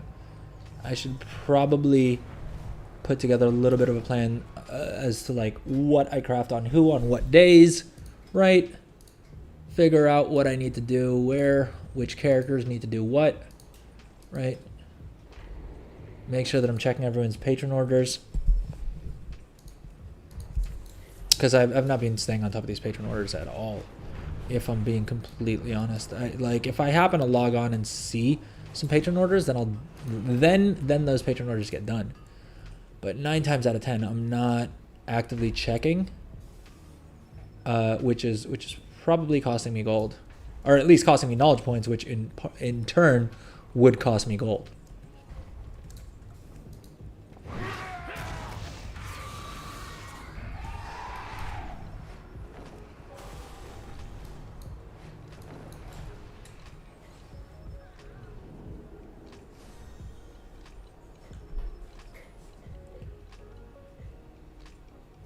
All right, let's take a quick little break.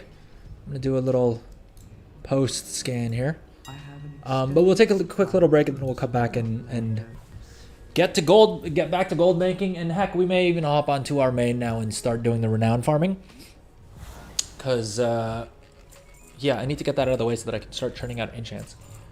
Because my main enchanter, my main character, who's my main enchanter, hasn't been logged onto in like 3 days, which means that there's definitely gold being left on the table. Oh, and I need to dump all these items into the bank, all these ones that aren't getting listed.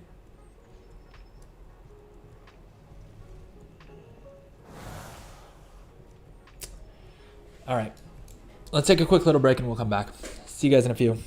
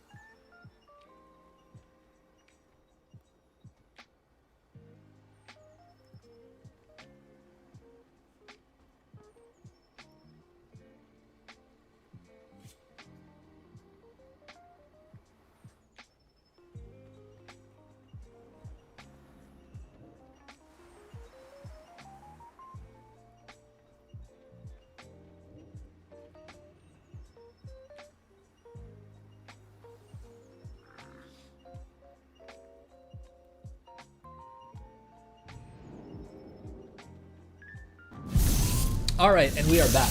So we've come up with a plan to how to make a boatload of gold with this dude, right?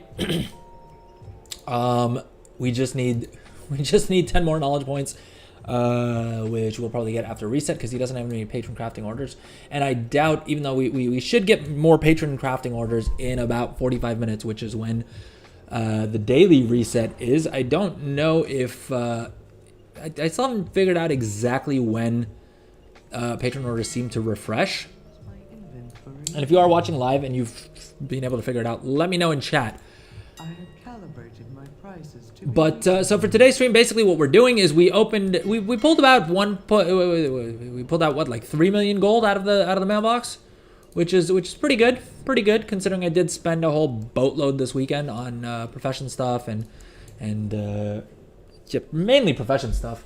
It's the only thing I really spend gold on as such is on trying to make more gold. Give me 1 second, folks. I don't know why this laptop keeps insisting on going to sleep.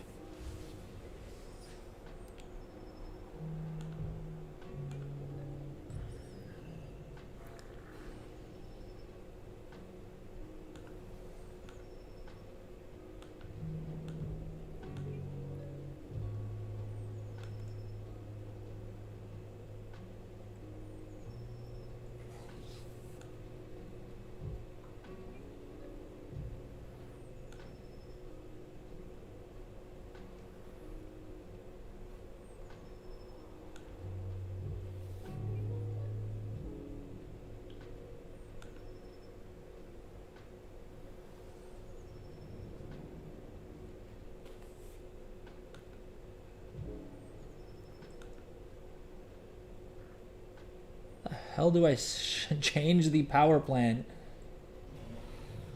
I swear Windows never used to be this complicated to sort things out on.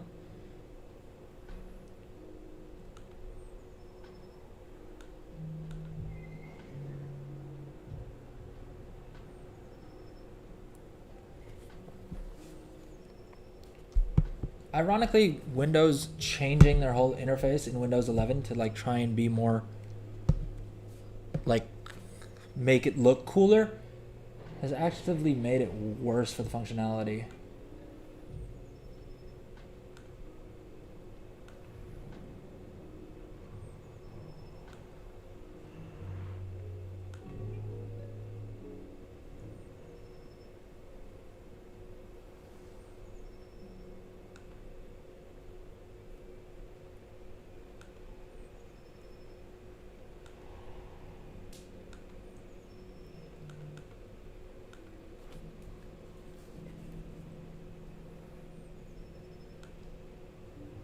All right, I think I've got it to work for now. Let's see.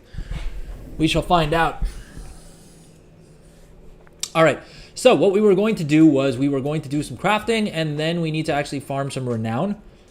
If you are watching live, let me know in the chat. Do you think we should we do some more crafting right now, or should we hop onto the renown farming and get a move on, as it were? I have calibrated my prices to be reasonable. Because for whatever reason, it's not posting my, the hell happened here? What the frick? War within tailoring polishing cloths. It's not showing up here. Oh, it probably didn't save the new operation that I had created for these polishing cloths. Right? Unless I'm bugging. Because I put together this. Oh, yeah, it removed the operation for whatever reason. All right, so now hopefully it should post these. Why is posting disabled? The hell? Posting disabled?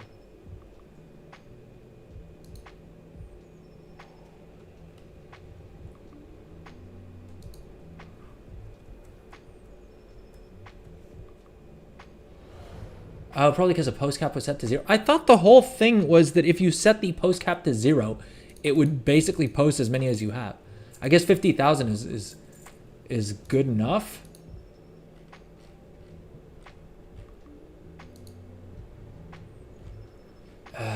accidentally duplicated my operations. I gotta prune this list. My thanks for your patience. But okay, on this dude, we were supposed to do Iron Claw Razor Stones, and then we were supposed to do... we should probably also do some polishing cloths. Because Lord knows that's all this guy's good for.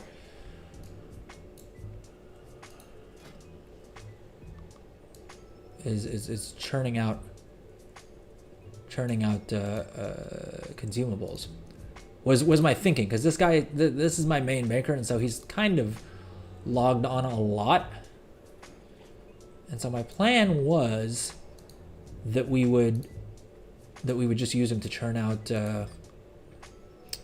consumables. Now at some point it would make sense for me to put 20 points in here, right? But I'd probably just use a different blacksmith for that, because the advantage that we're getting from having Everburning Forge super spec'd into, like all the secondary stats we get, is pretty massive, right?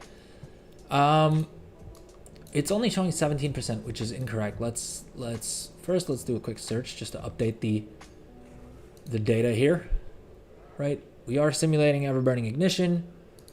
We got to use these mats instead. 15%. I feel like I'm still missing something. Were we planning on using 535, 522, no, 32. So one of two things happened. Either the price of the rank 2 versions of these dropped, or null stones got more expensive, both of which are equally possible, to be fair.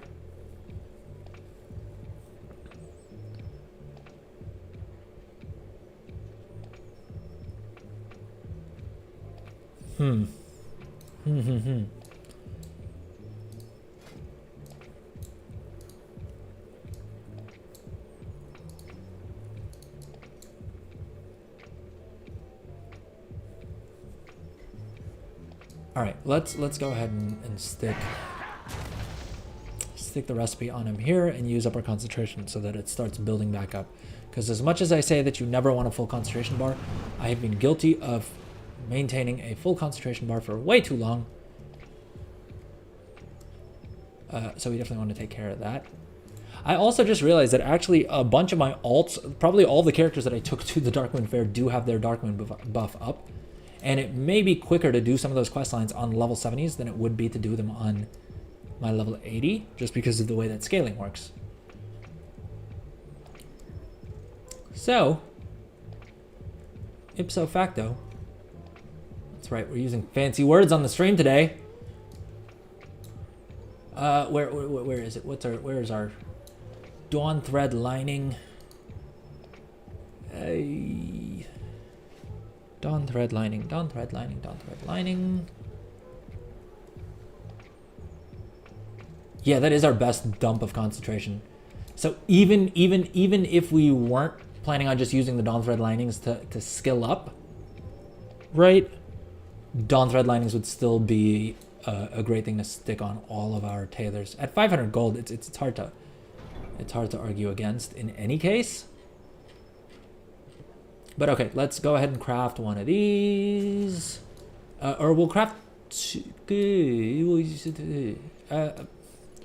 The reason I'm mumbling is because I cannot figure. I'm trying to think whether I should just craft one of these, right, and then let the concentration rebuild.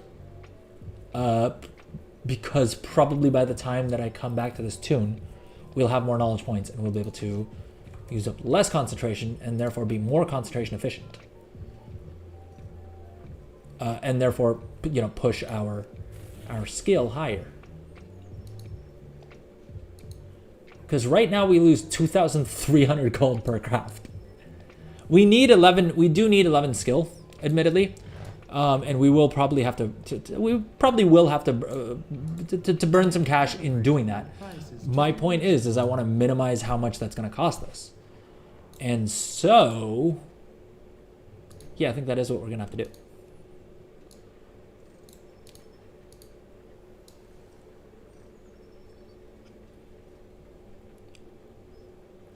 Right, and the Dawn Thread Lining sells for 4,500. According to what pricing source are we using here? We are using Auctionator. If we swap to Trade Skill Master,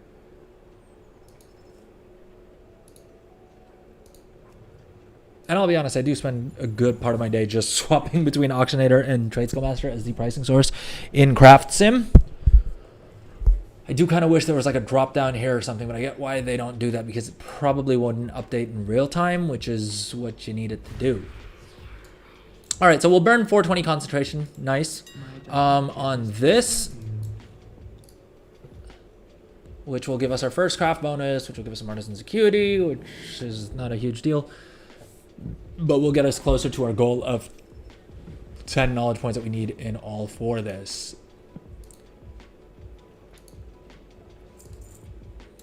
Now, I do also have one Dawnweave Bolt cooldown pending, which I could use to lower my cost here.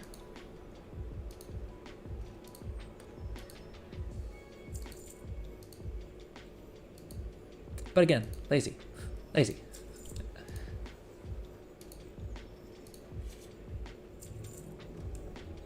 What's up? Welcome to the stream. I see we have a couple more people joining us on Twitch. What's up? How's it going? Drop a message in chat. Let me know how it's going. If you're making gold, if you're not making gold, I'm all the more curious, because I feel like it's a little difficult to not make gold right now. But given what everyone's posting on Reddit, which admittedly is not Reddit's never a great place to check.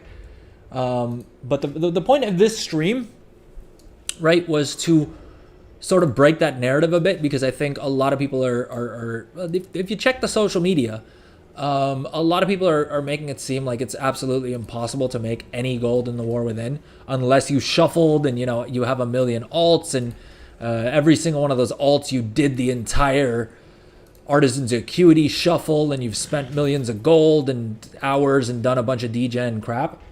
I've done degen crap in that I've just spent way too long playing the game, but I haven't done any. I've been very inefficient with my time. So if you are watching this, you're probably going to be more efficient than I am, and you'll probably be able to get everything that I've done. Everything that I've gotten done will probably take you way less time, because you're probably less inefficient than me. And so, yeah, I mean, that's sort of my goal is to cover gold making for people who maybe don't want to spend all of their life, like I do, or all of their game time rather, on profession stuff, right? They just want to engage with the system a little bit, make a little bit of gold, have enough for their, you know, raid consumables, for enchants, for gems, heck, make their own maybe. You know what I mean? That's also a decent way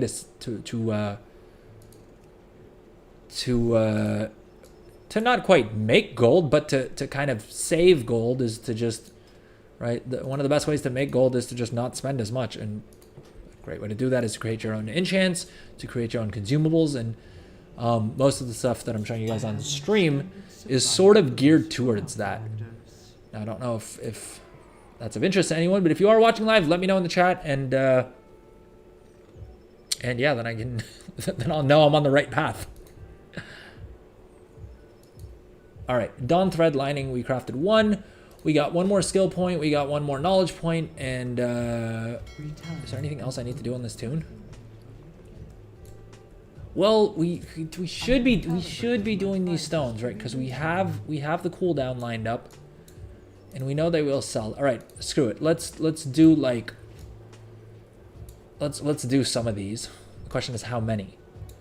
Right, and we're using Auctionator for our costs, which is not a bad idea. $34.97, $32.99. Yeah, we're gonna lean pretty heavily on resourcefulness here, and having more skill doesn't really benefit us, right? The plan for this guy is that we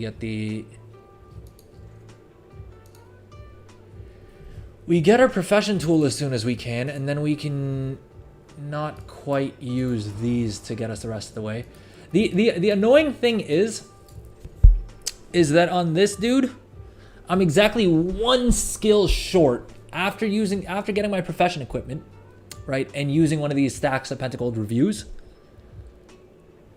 We're 1 skill point short. We have 100 blacksmithing skill, right? We have all of the knowledge points spent that would give us more skill, and we're just shy by 1 skill point, which probably means that we're gonna have to wait until we have a second profession tool, which could be another week, right?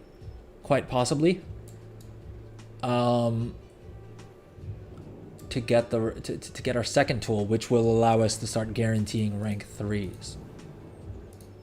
And overnight, it looks like the demand shifted from rank 2s to rank 3s for these Ironclaw Razor Stones, which is not great because my entire plan was somewhat contingent on making these at rank 2. We're still making a profit at rank 2, right? It's just, it looks like the volumes are better on the rank 3s. And despite everything I've said so far, you don't need to craft rank 3s to make a bunch of gold, but I like to craft rank 3s, right? For me, it's more of a like thing as opposed to an actual, from a gold making perspective. You're perfectly fine crafting rank 2s. In fact, I would highly recommend crafting rank 2s if you're trying to make as much gold as possible, right? 434, nope, that's worse. 522 is also worse. Which framework is it that gives us the multi-craft gives us more? 539. Okay, so that's an improvement. 375. No, pointless. I mean, honestly, 15% is not bad as far as margins go. Why is this not...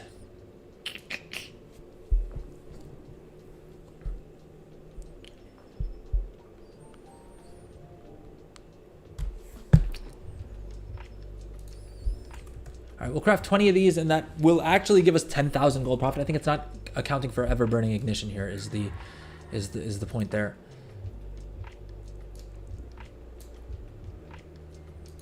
And ideally, the move is actually to spend as little bit of your time thinking about these things. I would say there's the main limitations on me making more gold, at least from what I've seen, is less so about not having enough knowledge points or not having enough artisan's acuity or, you know, whatever else it may be. It's just a matter of 2 things: A, time, and then B, and more importantly, is staying focused, right? And I think that's probably the case for a lot of us.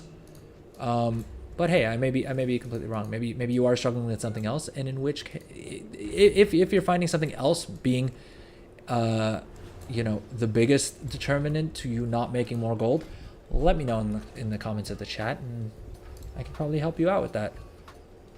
Because I still believe the number one reason that the number one thing keeping most people from making as much gold as they should be doing is simply time and then staying focused. All right, I don't think we need an arid file of quick hands for this, so we can probably go ahead and craft these. And now let's see here. All right, I think we are just gonna go. Do we go renown farming, or do we set up professions on an alt, or do we just craft? I'm gonna throw it to the live people. I see we have a couple people watching live on Twitch. Do we have any YouTube? Do we have anyone on YouTube? No, doesn't look like it. Twitch chat, let me know. Which of those 3 are we doing?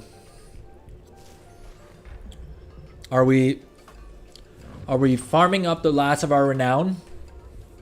Are we setting up professions on another alt? Or are we crafting and making gold that way?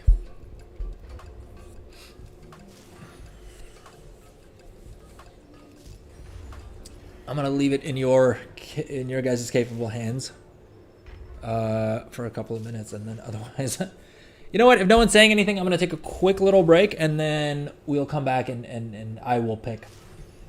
All right, see you guys in a few.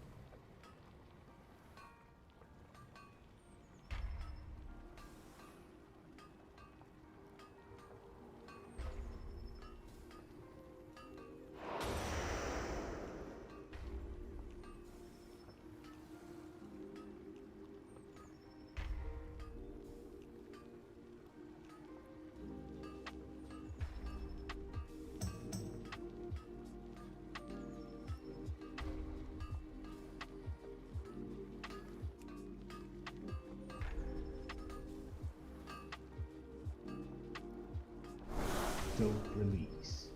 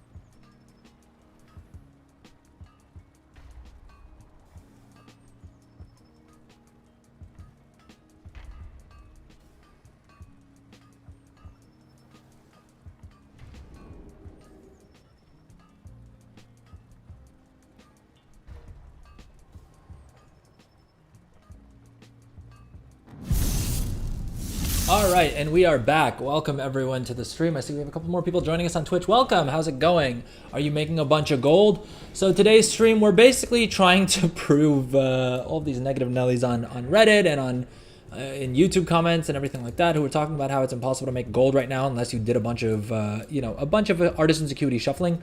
I have done none of that, and I'm still raking in a very healthy amount of gold. I'm not gonna lie, I have been spending a good bit of gold as well, mainly to set up professions on other characters. But I mean, it's really just because I enjoy doing that, not because I think it's. Well, I do also think it's going to be more profitable, and I do also think that this isn't the stage to realize profits at. This is the stage to be investing in. You know, a couple weeks in, we'd see. What's up, Garant? Welcome to the stream. How's it going? Are you enjoying the war within? Are you making a bunch of gold? What's up? How's Kazalgar treating you? Let's see here. Ironclaw, Razorstone. We crafted these and we should be posting them, but our crafting cost is 3499, and they're currently selling for 3299, which is not great because we just crafted 25 of them. Well, we crafted 20 and then multi-craft got us the rest of the way there. Let's see here. Let's just do some quick math. 3,500 gold divided by 1.5. Well, no, not 1.5. What is it? It's 1.25, right? divided by 1.25. So our crafting cost is actually like 2,800 gold. All right, so we can dump these on the auction house and be good. Mostly farming. Okay, that's good. What were you farming? Like mainly like herbalism and mining, like the usual, or something more creative. Were you doing like 2x4 farms?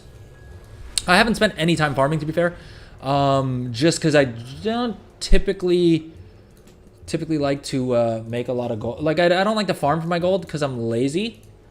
Lord knows. I mean, I keep putting off this stream. We are also supposed to farm renown, because I am most of the way there with the Assembly of the Deeps.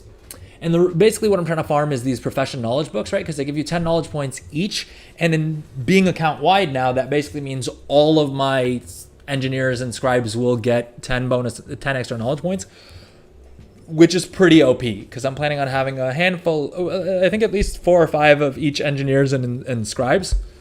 So it is really an effective use of time, but I can't be bothered to farm, what do you call it? To farm quests for renown. Jeez. Whew.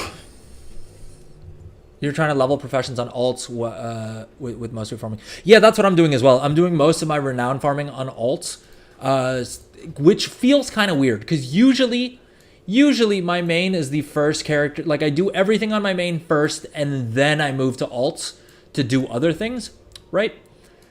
The point is that with the warband wide everything, it's just as effective. Like it's actively more effective for me to do it on, like to do all these quests and things on alts. Oh no, we almost missed this crafting order. That would not have been good. All right, let's shatter some essence. And yeah, dual gatherer's a good shout. And I thank you for your service, because Lord knows I'm buying a ridiculous amount of mats these days.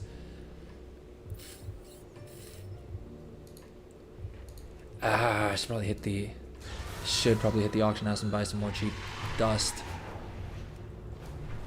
as opposed to just using expensive dust. I have an extended supply of goods for Outlanders. All right, let's pick up 100 of each, because this dude doesn't really use all that much higher rank dust. His main task is just churning out the what do you call it? The ruined bismuth rods, and he makes a killing doing that.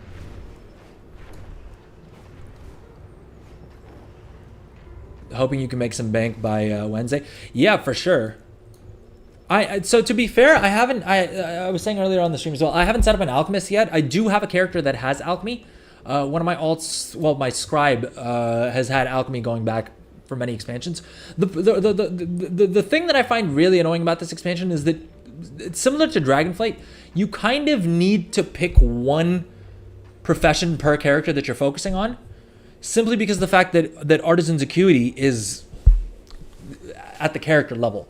Why on God's green earth Blizzard didn't make Artisan's Acuity profession specific? And so what I mean by that is you would have, a separate tailoring Artisan's Acuity, a separate, in this case, enchanting Artisan's Acuity. It seems like it's such a simple thing. I mean, sure, they have to have more item IDs and they need to do a little bit more work that way, but it would have completely removed the Artisan's Shuffle, the Artisan's Acuity Shuffle that everyone has been doing. Which is really, really dumb, right? The Artisan's Acuity Shuffle, they got so close to getting it right because they took away the Artisan's Acuity.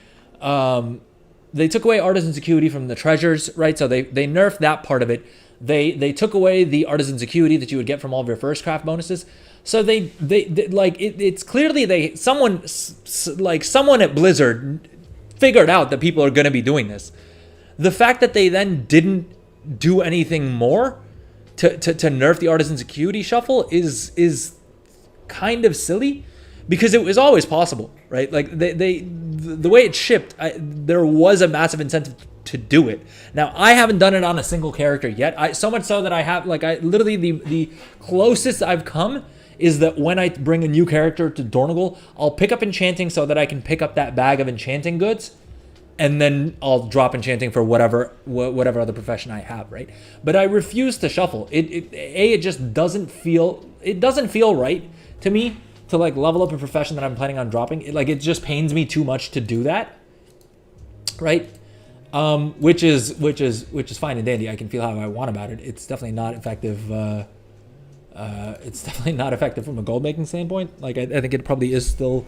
I don't know if it's still more lucrative to do that with your Artisan's Acuity.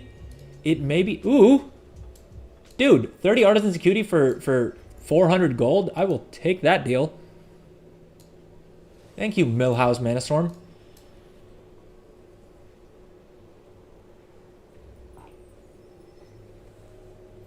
Dude, you had to shuffle just to get to get one blue tool?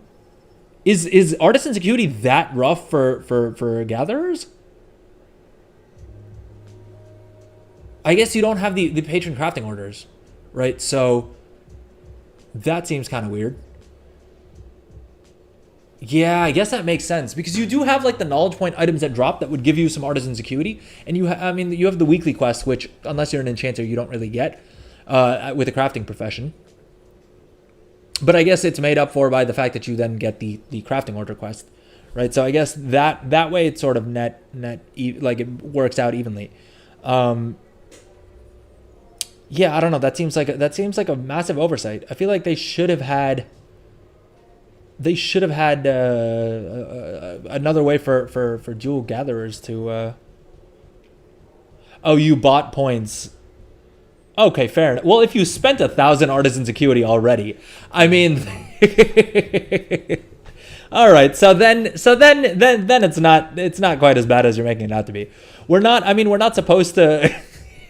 We're not I think most of my characters, right? I haven't done any shuffling, and the most that I have on a character that I haven't spent any Artisan's Acuity on is about 1,000 Artisan's Acuity. And they're dual professions. I haven't finished leveling up. Dyra is right at the bottom there. Has tailoring and leatherworking. And I don't think I've spent any Artisan's Acuity. I also haven't bothered leveling up leatherworking all the way. So realistically, without shuffling, it is possible to have over 1,000 Artisan's Acuity just organically. And honestly, that's why I'm kind of okay with it. Now, obviously, if I really, really wanted to min-max things, I could have shuffled, right? I'm sitting on 31 million gold. I have more than enough gold to do it. It's just I refuse to do it. I just refuse to do it.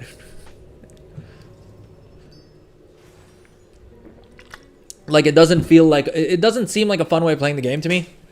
And yeah, that's the only reason I haven't done it.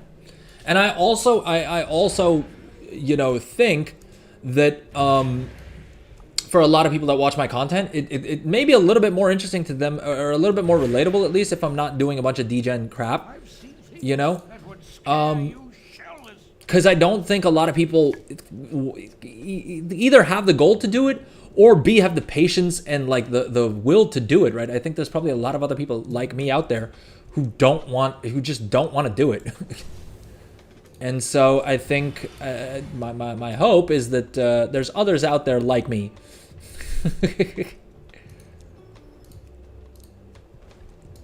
who also, don't want to, who want to figure out ways to make gold without doing something as game breaking as shuffling. Like it's not me being on a high horse and being like, well, I'm better than these people because I didn't shuffle. It's literally laziness. I'm not gonna lie. If it was easier, I probably would have done it. I mean, heck, doing actually the enchanting part of it isn't even that painful. It's just I don't want to do it. I may do it on a couple of characters, right? Because it's hard to argue with the 110 free artisan's acuity, and also then whatever else you get from the patron orders, right? Which could be another 60 to 90 depending on your RNG, right? And you kind of get another pull at the slot machine every reset, right? I'm also really hoping that with tomorrow's patch they drop the knowledge point catch-up mechanism, because Blizzard had said, like, there was a blue post confirming that there would be a knowledge point catch-up mechanism, and they said it would basically work through the patron crafting order system, right? Because on the beta, when we had patron craft orders, you had the patron orders that look like the ones that we have on live right now, which give you 2 knowledge points each. But you also had a different type of patron crafting order that would only give you 1 knowledge point. And I've thrown professions on a bunch of alts this weekend, right?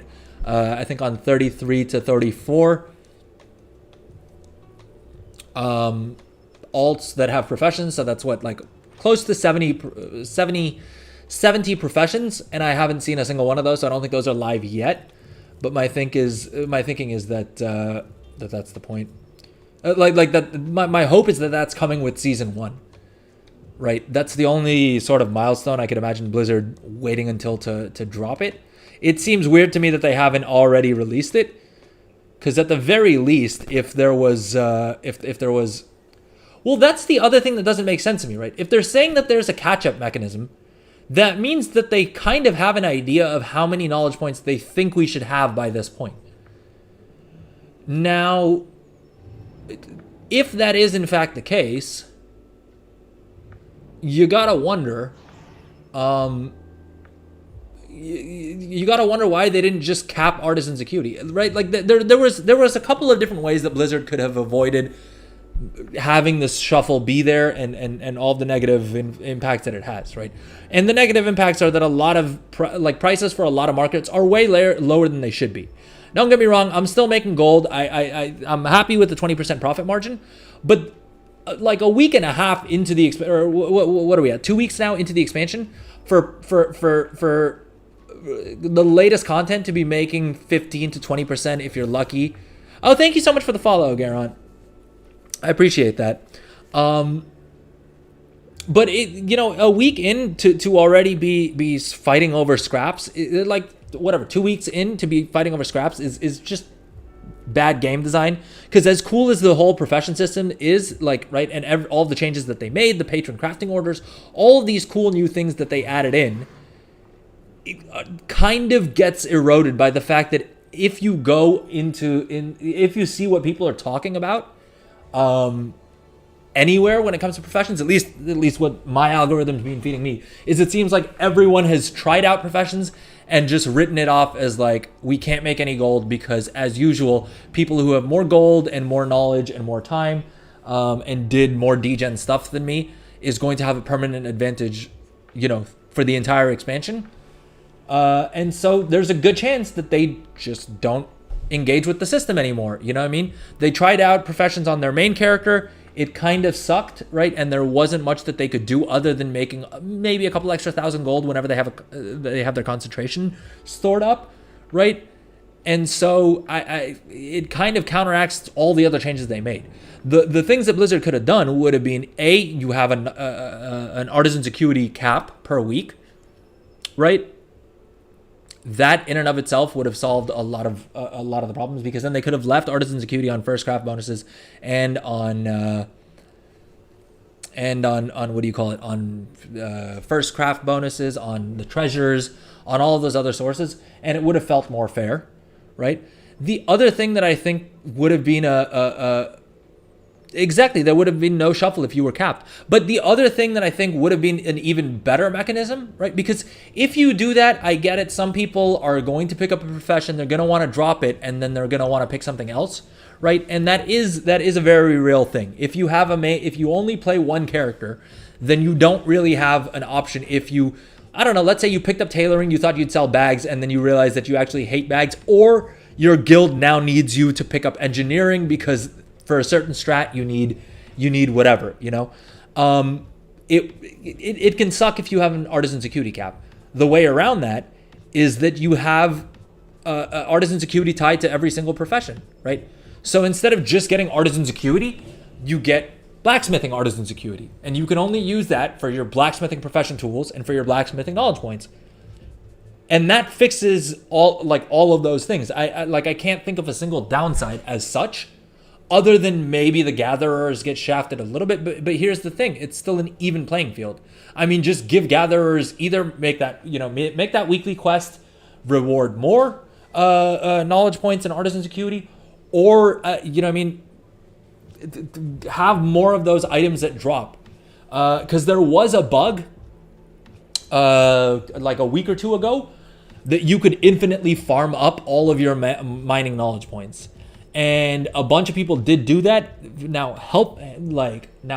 thankfully, Blizzard caught that, and they actually rolled back a bunch of miners, because there were miners out there who had every single knowledge point spent already, which is wild, right? Like 2 weeks into the expansion, for them to have their full talent, their whole profession tree maxed out, like in all of the specs, is game breaking.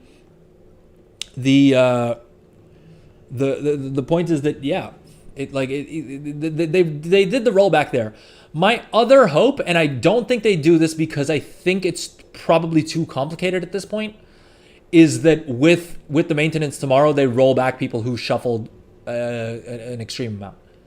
Picking up enchanting and just doing 1 or 2 steps of the shuffle is one thing. The fact that they've sort of set a bit of a precedent by rolling back the miners, I wonder if they did that to test the waters, right? I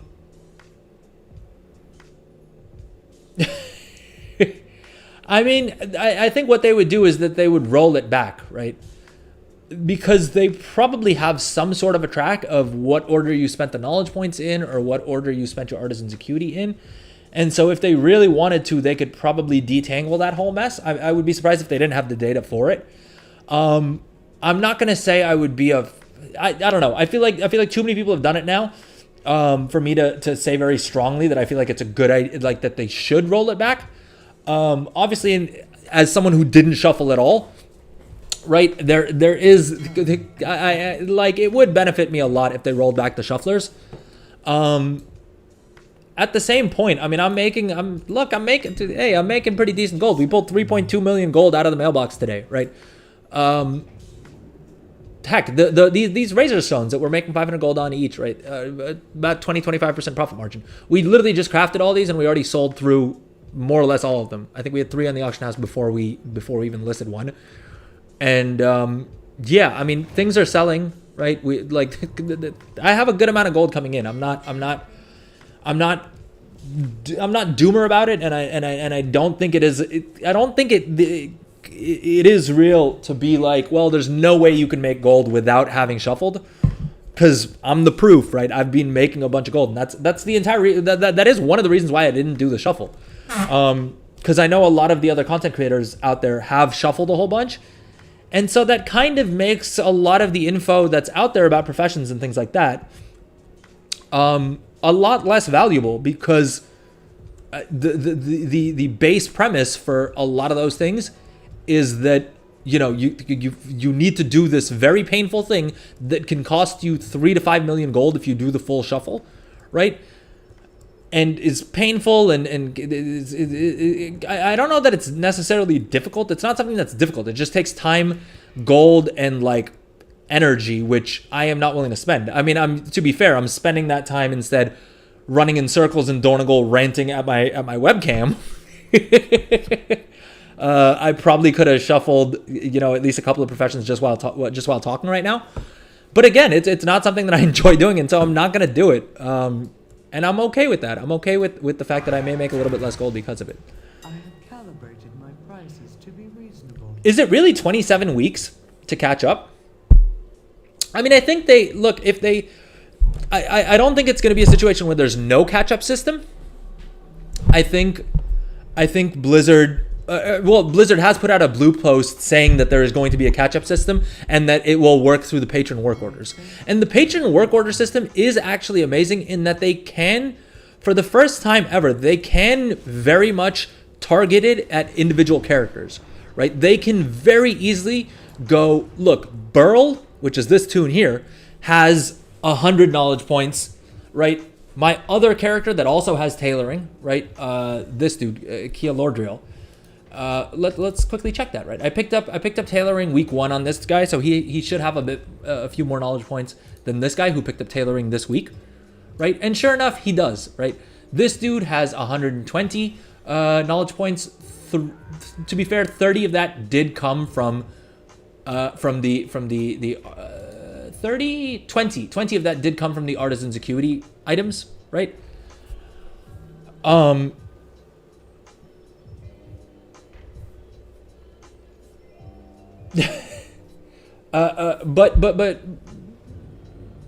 yeah, 20 of that came from this. So I mean, Blizzard can very easily see that and go, you know what, we give this guy more patron crafting orders, and also more interestingly, more patron orders that have the mats included, right? So it's easier for this guy to catch up, right? Which is a beautiful system and a beautiful design.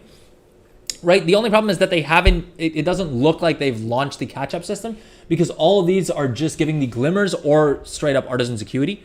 Whereas the items that are going to be the catch-up ones will only give you 1 knowledge point. I don't remember what they were called, but they had them on the beta, like they had those on the beta. So the system definitely exists. It's just a matter of when Blizzard makes them live. My hope is that it's with reset tomorrow, because I haven't done any of the sweaty stuff. So yeah. Dude, sorry, I'm catching up with chat. Welcome, Swedish Chef. I will get to your message in a second. I'm sorry. I'm in rant mode right now. I just want to quickly catch up on chat. So, yeah, I mean, that's exactly why I haven't done the shuffle on a lot of my characters as well, right? Most of my characters, I've had the same professions on them. Well, most of the characters that I cared about their professions on, I've had them since going back as far as potentially Mists, right? Like Mists of Pandaria, if not earlier. And so I have recipes and things that I've learned on them that I am not willing to, on both of their professions, that I'm not willing to drop to just get a bit of an advantage for one expansion, which sucks because it means that my main is always going to be further behind on their professions than any of my alts will be, right? Like all the alts that I leveled in Remix, right? That I spent 2 hours leveling during Remix are now arguably going to get more playtime from a gold making perspective than my main, who have spent, the better part of 20 years playing. Which really sucks and is not a cool system at all. And if Blizzard had made artisan's acuity specific to a given profession, we wouldn't have that problem. Like none of this would be a discussion, and this wouldn't be what the majority of content creators are talking about, or what the majority of gold making, subreddits and all of the different platforms that people talk about gold making on would be focused on. Which sucks because it takes away from all the cool things that Blizzard did. Patron orders is a system that I have wanted since vanilla. And so the fact that it's finally here, but is completely overshadowed by the fact that the best way to make use of them is to do some really degen kind of broken stuff. It really sucks. 27 weeks is wild though. Swedish Chef. So the shuffle I'm talking about is basically the artisan's acuity shuffle, where yeah, exactly. You pick up a profession. You do all of the first craft. Well, you do all of the first craft bonuses that you can get, off of auction house recipes and things like that. You do the patron work orders for them. Then you drop the profession and pick up another profession, and then do the exact same thing again and again. Right? It's it's something that I think we all identified during beta. When it was at the point where it was about flying around looting the knowledge point treasures, that still seemed like I considered doing it because of the fact that flying around the world and grabbing treasures is always fun, right? If I can basically do the same thing as dirt farming and, yeah, of course, go ahead and drop that link. I'm surprised I haven't seen it. I check WoW Economy pretty obsessively, to be honest. Although I've kind of stopped in the past day or two. In the past couple days. I don't know why it's telling you to refrain from posting links. Streamlabs, the mod bot may be just getting a little bit overactive. Let's see here. Does yeah,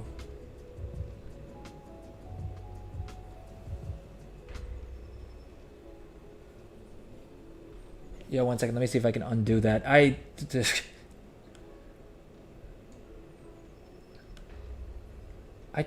did try fixing this.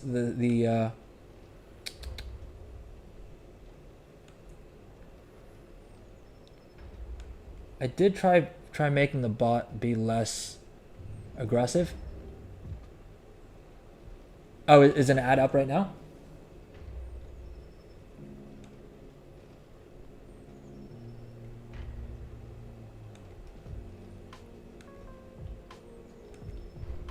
All right, welcome back.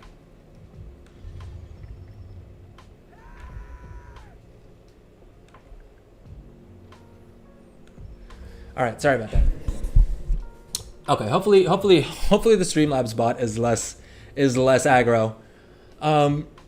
Yeah, but so to Swedish, I hope that answered your question. That's basically the shuffle that I was talking about. And yeah, like I'm saying, a lot of people are doing it. Yeah, I did get the URL. I'm actually gonna open it up on my iPad though, because I feel like going on Reddit on stream is always a little risky. you never know what else pops up. So basically what it's saying is TLDR, if you get everything available for you in your professions as a gatherer, miner, skinner, herb, etc., it takes you 189 days or 27 weeks to acquire every highest piece of equipment for each of the professions. Dude. What the hell?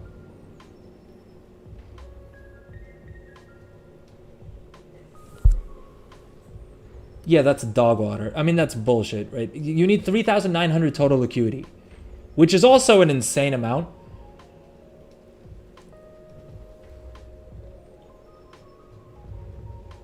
Dude, Skinners have it rough. 10 knowledge points a week? 10 knowledge points a week is also trash. Yeah, so I guess you're kind of forced to shuffle if you're doing dual gathering. Yeah, I mean, it makes a lot more sense now. Why shuffling became so mainstream? Because I honestly, after they did the nerfs to it, obviously I was aware that it was something you could do. It was simple for anyone to figure out, right? Like if you played the beta at all, or if you knew any of the systems, if you knew how the patron order work system worked, right? Like there was always going to be, it was always going to give you an advantage to do. I didn't think it would become as mainstream just because of the fact that it sucks and is very expensive. It's very expensive, it sucks, and is a pain in the butt to do, right? And just doesn't feel good, at least to me. And so I didn't think a lot of people would do it. But if dual gathering is going to take you 27 weeks to be able to like do your profession well, I get why everyone and their mother's doing it, and I can't really hold it against anyone. Fair enough, unless Blizzard changes something, which I'm really, really hoping. I don't know why. Because it's never good to have any sort of expectations from Blizzard if we're being completely honest here, but I'm still holding on to hope that maybe, just maybe, they are planning on doing something about it tomorrow. it seems unlikely. I am skeptical that they will actually do anything, because I just don't think they care enough, right? But let's see. Gathering is meditative. Yeah, I know a lot of people say that, right? For me, gathering, I just don't enjoy doing it. I mean, let me put it this way. I enjoy gathering when I'm out questing on a character that has gathering, and I'm like, I'm doing a quest or whatever, and I can just stop by and loot something. Like, there is that fun of looting something, right? Like, that's always going to, that is always going to give you that little bit of a dopamine hit. Like, oh, there's a what do you call it? There's an empowered node or whatever it is, right? That's you can tell how little I gather just from the way I'm talking about it, I guess.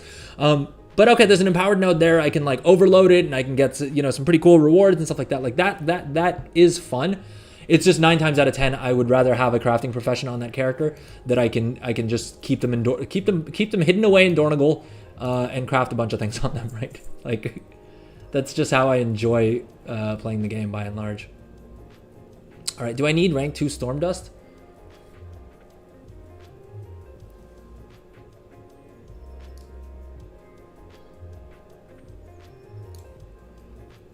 It's practically the same price. I might as well pick up rank 2. Exquisite weaver cloth bolts. Did the price on these go up? No, they didn't, did they? These have always been around here.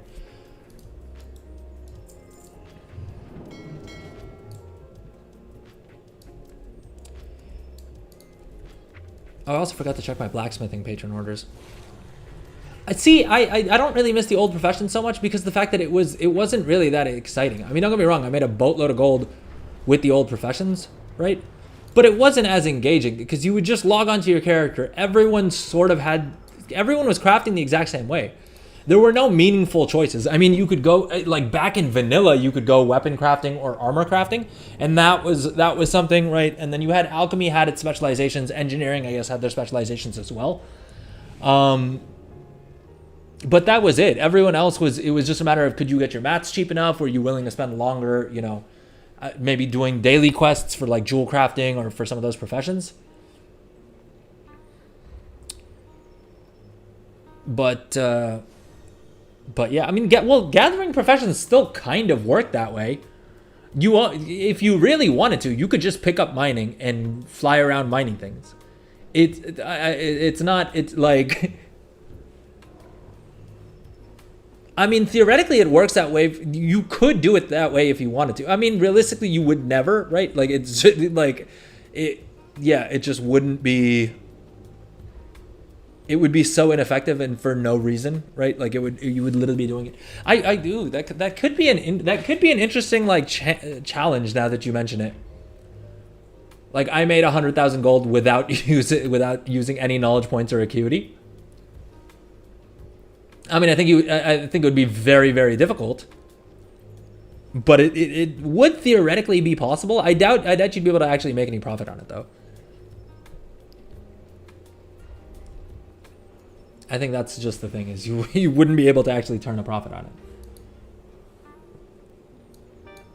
Yeah, I mean, without the extra stats, you're just, like I'm saying, it's just fighting with one arm behind your back.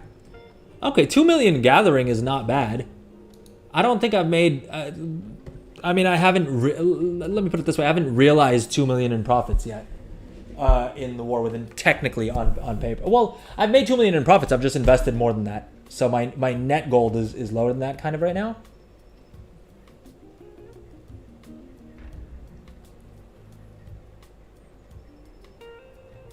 But yeah, I mean, for gathering, you definitely don't need to engage in any more of the knowledge point system than you absolutely need to, because you can just dump all of your points into finesse and you know what I mean. The thing is, I don't follow gathering professions that much at all, which is a bad thing, right? To be a good gold maker, you should know a little bit about your input. Like, you should know more than I do about your input materials, because ultimately that will dictate a lot of your costs. But I mean, there's too many crafting professions that I already you know, need to focus on, that I don't really do the extra work of figuring out the gathering professions as well. Like I said, alchemy I haven't even taken a look at yet. Leatherworking I haven't done really anything with. Jewel crafting I've not really done anything with either. I mean, I slapped a profession spec on my main, and then I realized that was dumb of me because of the fact that my main is going to be channeling all their artisan's acuity to enchanting anyway, so they can't buy the recipes. And so now I'll probably have to have a second jewel crafting alt that specializes in profession equipment as well, while I figure out what the hell to do with my main.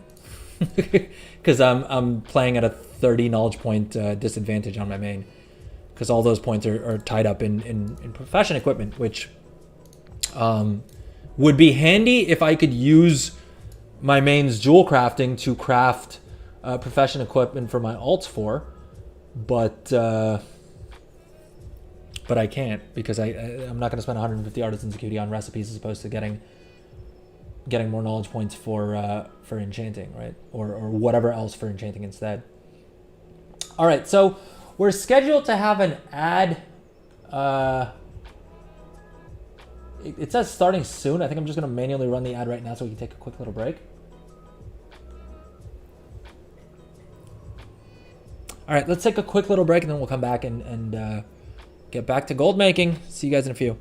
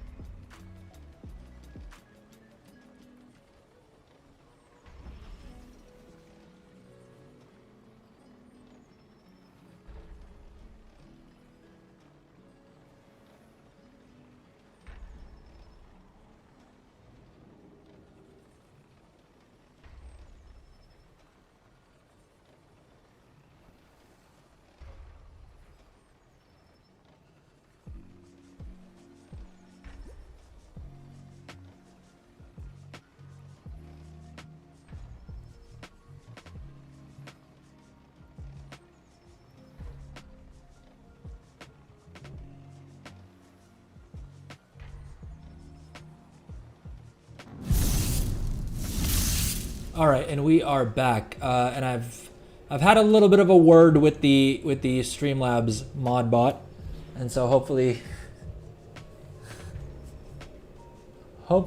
we should be okay. Right? Do I need to hit save? No, I think we're good. All right. Let me see if I can undo that mod action as well. Bear with me, folks. I'm sorry. Is it really the Adrel show if we don't have a couple of technical issues instead either? Like if we don't have a couple of technical issues, it's not really the Adrel show. I feel like. Finesse on herbs and well, you can farm the dirt piles and treasures. Well, yeah, but you only get 4 knowledge points for the gathering professions at least, right? Or sorry, 2 knowledge points for each profession. Right, these 2. And again, I haven't even done this on a lot of my alts, even though I need the knowledge points, just because it's a bit of a pain in the butt to farm them. The drop rates seem to be all over the place for them. And so I've just not been doing it as much as I should have. Welcome to the stream, by the way, everyone who's just joining us. I see we have a couple more people joining us on Twitch. Welcome, welcome, welcome. If you watch for 4 hours, you will get the mount. If you feel I've earned gifted subs, not only will you get a pet, but you'll also get me to hop on the treadmill for 10 minutes. And hey, 1 sub will get you. I'll have to stand for 10 minutes. There's that. I feel weird plugging things, but I do also kind of want to stand up.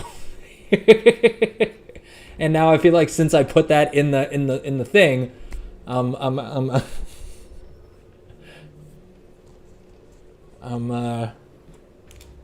incentivized to stand up of my own accord.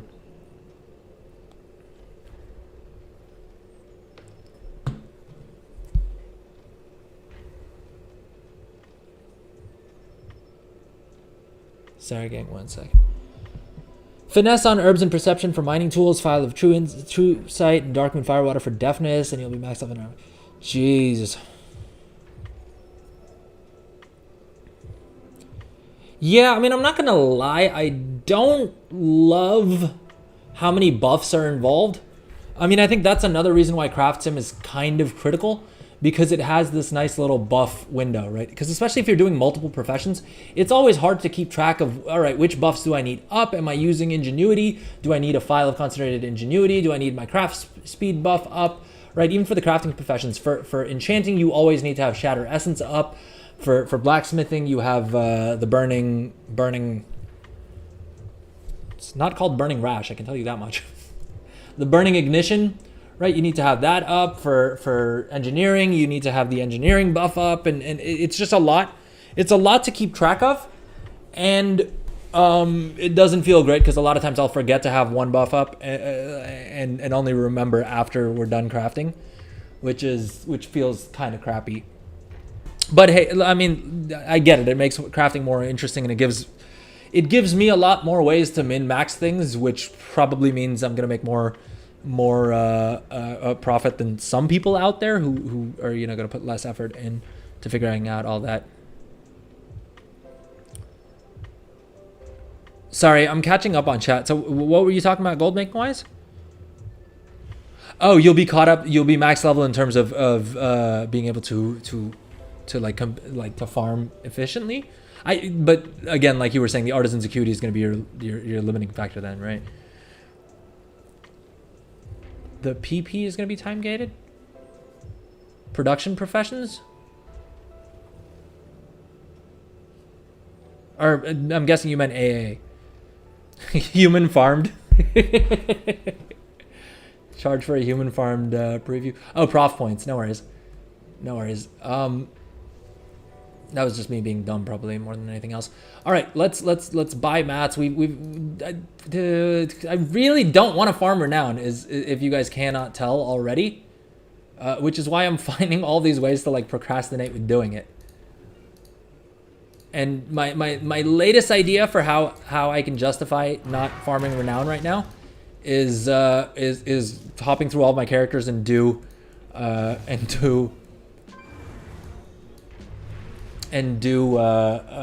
of their patron crafting orders. because I think the thing that may be interesting, and let me know in chat if I'm mistaken here, is actually how I'm spending these knowledge points, and more than how I'm spending them, how I'm figuring out where I want to spend them. I think that is probably where I'm spending the most of my time, and that's probably the thing that I can talk about the most.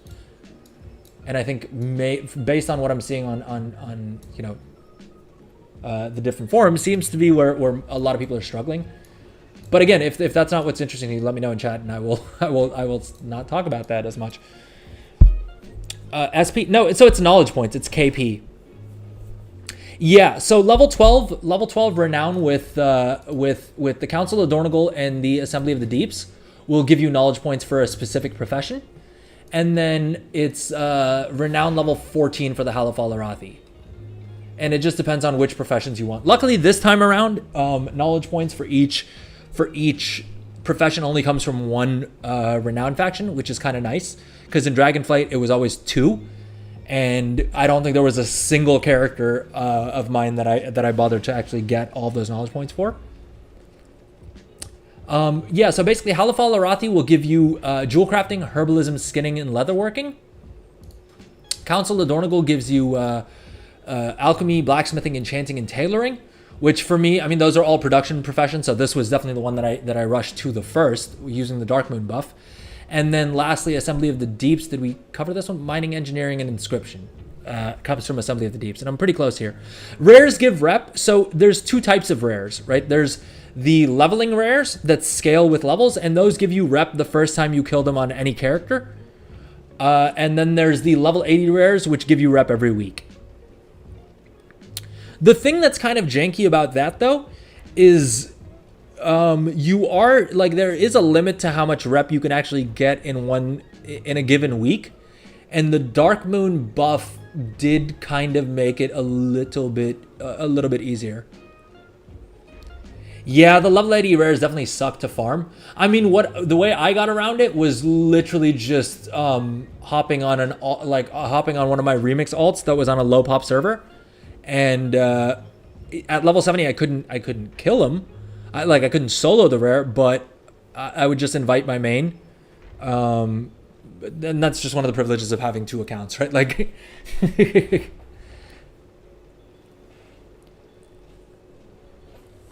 weekly quests and world quests. Yeah, fair enough. Actually, that reminds me, I also need to do this Eyes of the Weaver thing on one of the characters that does have the renown buff, because 150 extra rep is pretty sweet.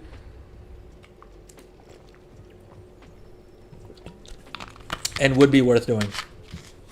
All right, so welcome back, by the way, Seek. How's it going? Have you just been lurking this whole time? I wasn't sure if you were still around or if you had dipped. Delves also do give rep.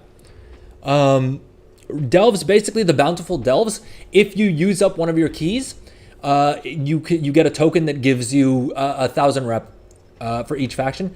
The thing is it's kind of random. You can't. It doesn't matter what zone the delve is or anything like that. You can't pick which faction you're going to get the rep with. But basically, each time you run a bountiful delve and use the key, you roll a 4-sided dice. And so if you haven't gotten rep with that faction, like the 4 sides of the dice are the 4 different factions that you could get rep with. And so let's say it's your first delve of the week, right? You'll get rep with one of them. The second bountiful delve that you run and use the key on, if you roll the same faction that you like, so if you've gotten Council of Dornogal rep before and you happen to roll Council of Dornogal, you'll get nothing. But if you roll any of the others, you'll get the rep for that. The reason I say that and the reason it's important is because of the fact that you, from those little chests, you only get 4 keys per week, which means if you're doing it on your main, there's a good chance you won't get all 4 of your rep tokens. So you would need to do it on an alt. I mean, there are other sources that you can get keys from, right? I think some of the factions give you keys at certain renown levels. But I mean, it's harder to do that also because the fact that you presumably if you're struggling to get rep anyway, you probably haven't reached 17 renown with these guys. So it is just easier to do it on an alt instead. And that's what happened to me. My main Well, my main had Bountiful Delve keys stored up from week 1. And so I think I ended up having to run 6 Bountiful Delves with the and burn 6 Bountiful Delve keys to get all of the rep tokens for this week. But for me, it was worth it because I wanted to do it while I had the Dark Moon Fair buff up. And I care more about professions than I do eye level. So I didn't mind. If you care more about eye level, you want to hold on to your Bountiful Delve keys, at least on any character that you care about their gears on, because of the fact that you can only get so many. No, the Delve rep is repeatable every week. Yeah, it is repeatable every week. It's just the thing is that if you care about eye level, you wanna keep all of. It's not just regular delves; it's Bountiful Delves specifically, and like I'm saying, you have to use up a Bountiful Delve key, which are pretty valuable because basically the meta right now is that you don't use up any of your Bountiful Delve keys. You wait until we get higher level delves unlocked tomorrow, and then you use up your Bountiful Delve keys on those higher tier delves. That is the most efficient way of pushing eye level. Like I said, I don't care about eye level. I don't need to be like heroic mythic geared to sit in Dornigold and craft things. I don't know if people will tip better. Let me know in chat if you've ever tipped anyone more because they had a higher eye level. In which case, then I may need to start caring about eye level. But by and large, it doesn't really make a difference. Like for me, I'd much rather take whatever's going to make me more gold. And actually, more than more gold, what's going to make me have more fun with my professions, which is getting the renown, so that I can get more knowledge points and have more knowledge points to play around with, and do kind of cooler things that way. All right, see you in a bit. Yeah, we're almost we're at the 3.5 hour mark. We'll see how long we go today.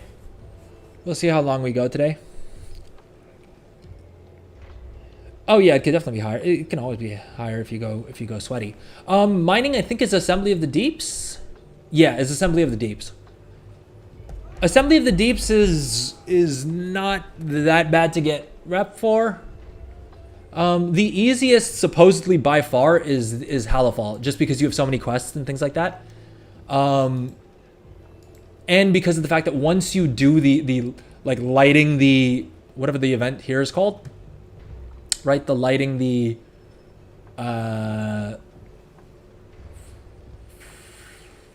flippin' hell, what the heck is it called? Lighting the torch or whatever the heck the thing over here is called. Yeah, this one. Spreading the light. Once you do spreading the light, you could basically then unlock all these little quests that give you 200 rep each. And so that's why Halifal is at 14 renown, because supposedly it'll take you the same amount of time that it would take you to get to 12 renown with the other factions.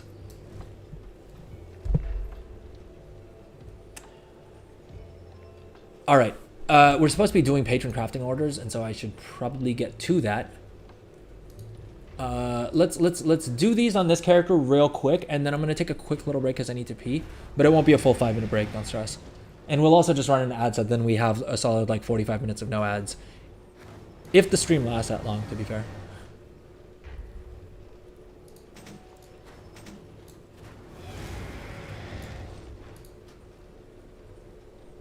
Is this the cheap? It doesn't matter. Doesn't matter. It's literally 96 gold to complete this patron crafting order. I gotta stop trying to min-max profession things for things that do not matter in the slightest, right? Like this is costing me 113 gold. It would be more effective if I use different mats and whatever, but what I'm gonna spend like 100 gold instead of 113 gold. It does not matter in the slightest. It's more effective. Like it's better that I just get my patron work orders done. All right, and let's do 2 characters at a time. All right, that's how we're gonna min-max this, boys. I say boys. I would say boys and girls, or I try to pretend like I have any female viewers, but looking at the analytics, it's literally 99.9% guys. So at this point.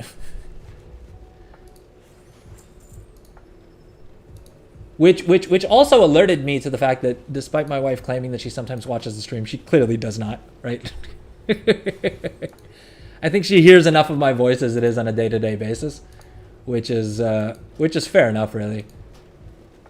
She was, because like when I did that 12-hour stream a couple weeks at launch, I streamed for 12 hours straight, right? And if you've noticed anything, I'm not someone who is like keeps quiet at any point in my stream. I am talking throughout, and I do that whether I have. I was doing that back when I had 0 viewers as well. And I was shocked by my own ability to talk for like the fact that I could talk for 12 hours straight was surprised me. You know who wasn't surprised in the slightest that I could fill up 12 hours talking? My wife. She was entirely unfazed. She was like, that does not, like, she was like, how did you not already know this? And I was like, well, geez, didn't realize I talked that much. You've only done 2, sorry, I need to be better at catching up with chat. You've only done 2 delves since launch? I'm guessing, well, so the quest delve, and then I'm guessing you voluntarily did 1 more, right? I mean, they were decent. Well, I guess if you really wanted to min-max, you could have grinded out your brand. Because he was capped at level 15, but it would still take you a handful of delves to get to level 15, no? All right, let's see if we have enough artisan security to do anything fun with. Because I am starting to reach the point at which the reason a lot of my characters don't have profession tools is less so because of the fact that that they don't have the artisan security for it. It's because the character who has the profession that I need to craft the tool for them on doesn't have enough concentration to guarantee it at the max at the next level. But I think at a certain point, I'm just going to have to bite the bullet and go, all right, even if I can't do it with concentration, I may as well go ahead and just craft them. Having a level 3 blue tool is still better than having a green profession tool, right? And if I really wanted to be efficient about it, I could probably figure out which of my characters actually will benefit the most from, you know, having the additional stats. But I don't know, that seems like work. And like I just ranted, lazy. All right, let's go loot all of our rewards. That 0.1% who's wearing a skirt. I don't know, but apparently there is the occasional female viewer. So please understand when I say guys, I use guys as a gender neutral term.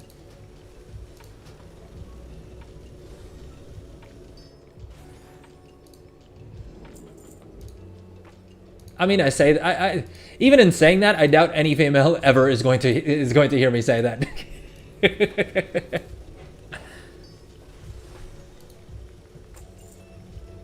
Concentration. All right, so we don't have that, but whew. All right, let's go ahead and. I was just talking earlier on the stream about how this dude needed 10 more knowledge points. Was it 10? Yeah, no, 9 more knowledge points in order to do something really cool. And now we got so we got 6 knowledge points from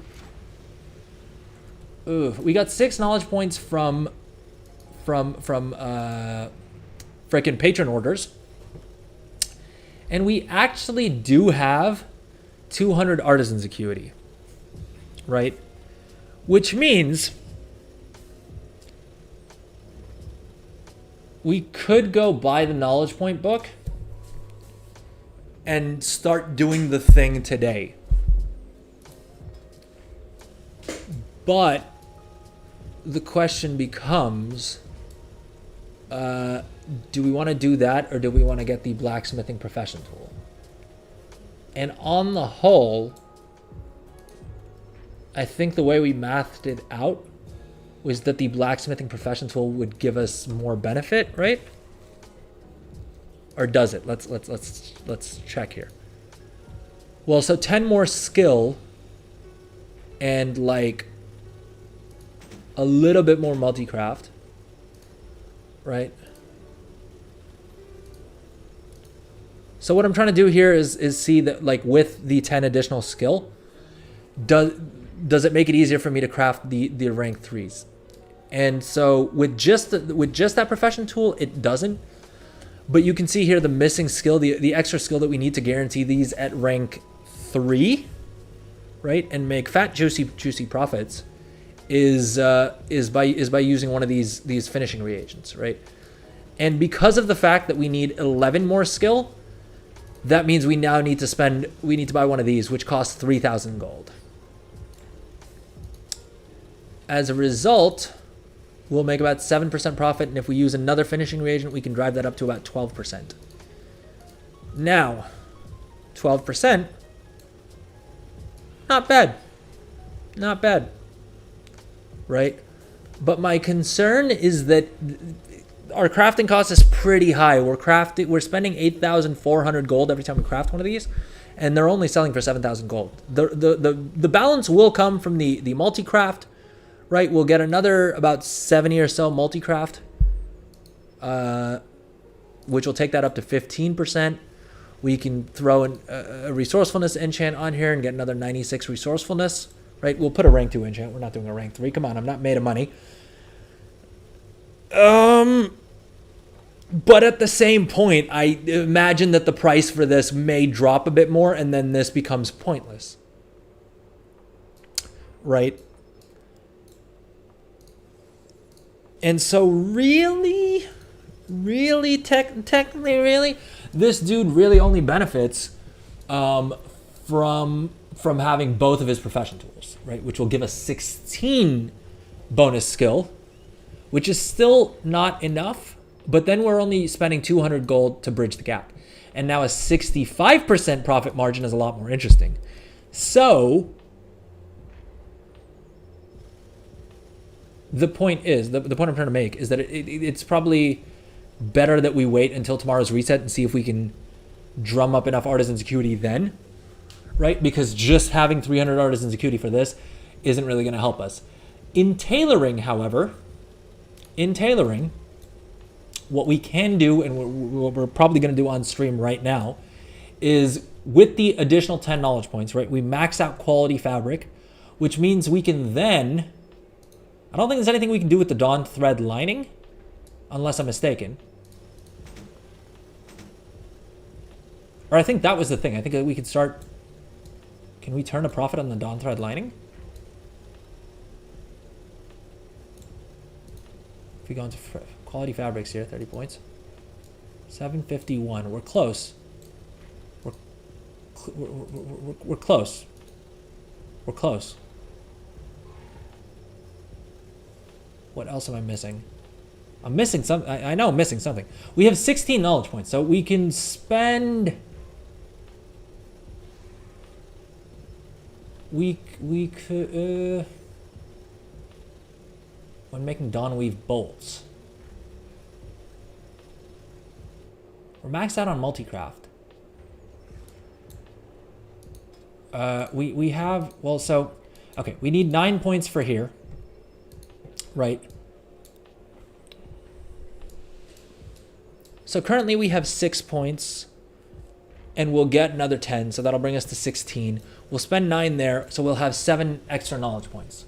Now, if we can put 7 extra knowledge points in somewhere that'll allow us to craft these Dawn thread linings profitably, we can easily bump up our we can max out our skill here, which will allow us to do a bunch of cool stuff, right? All right, let's pause on that thought.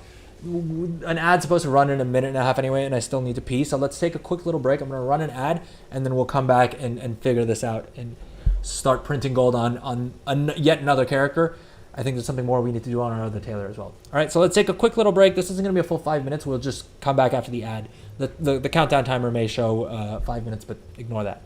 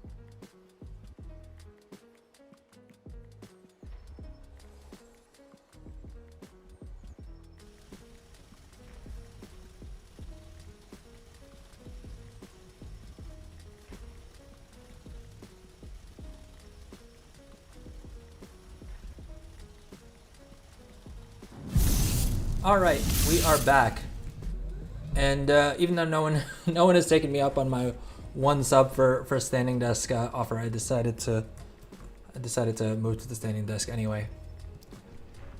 But here's what we'll do: if anyone does sub, I'll go grab the treadmill and we'll do that. Oh, the camera's kind of weird. Oh, jeez.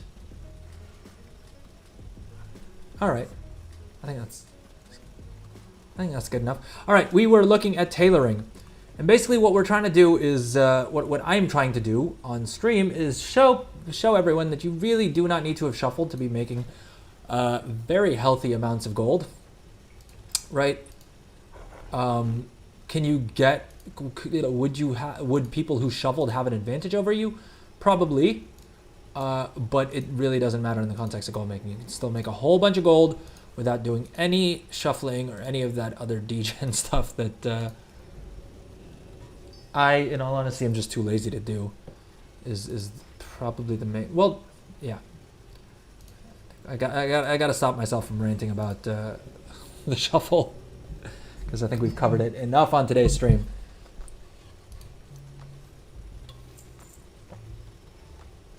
All right, let's see here. Storm dust. That's not great. Boom, 2,000. Ah, of course we missed it. Of course we missed it. I really don't know why I bother doing public crafting orders that don't pay super well. But it's 2 clicks for like a chance to have some free mats, right? So, I mean, that's why I do it. Pretty self-explanatory there. I think we did the tailoring patron orders as well. Right? Do we have any others that we have learned? Well, we've learned these 2, but I think we don't want the rewards from these. Yeah, because they're just too expensive for not enough benefit. Oh, this dude has enough artisan security to do something. And we're gonna pull even more out of the mailbox right now. All right, 1 character at a time. We'll spend our knowledge points on that dude. Right, do everything that we need to do. And then we'll come back to this guy. I think we've already bought all of the... we bought the tailoring diagrams yesterday. And he doesn't really need enchanting points. I mean, we can always do with more, but resourcefulness is maxed out.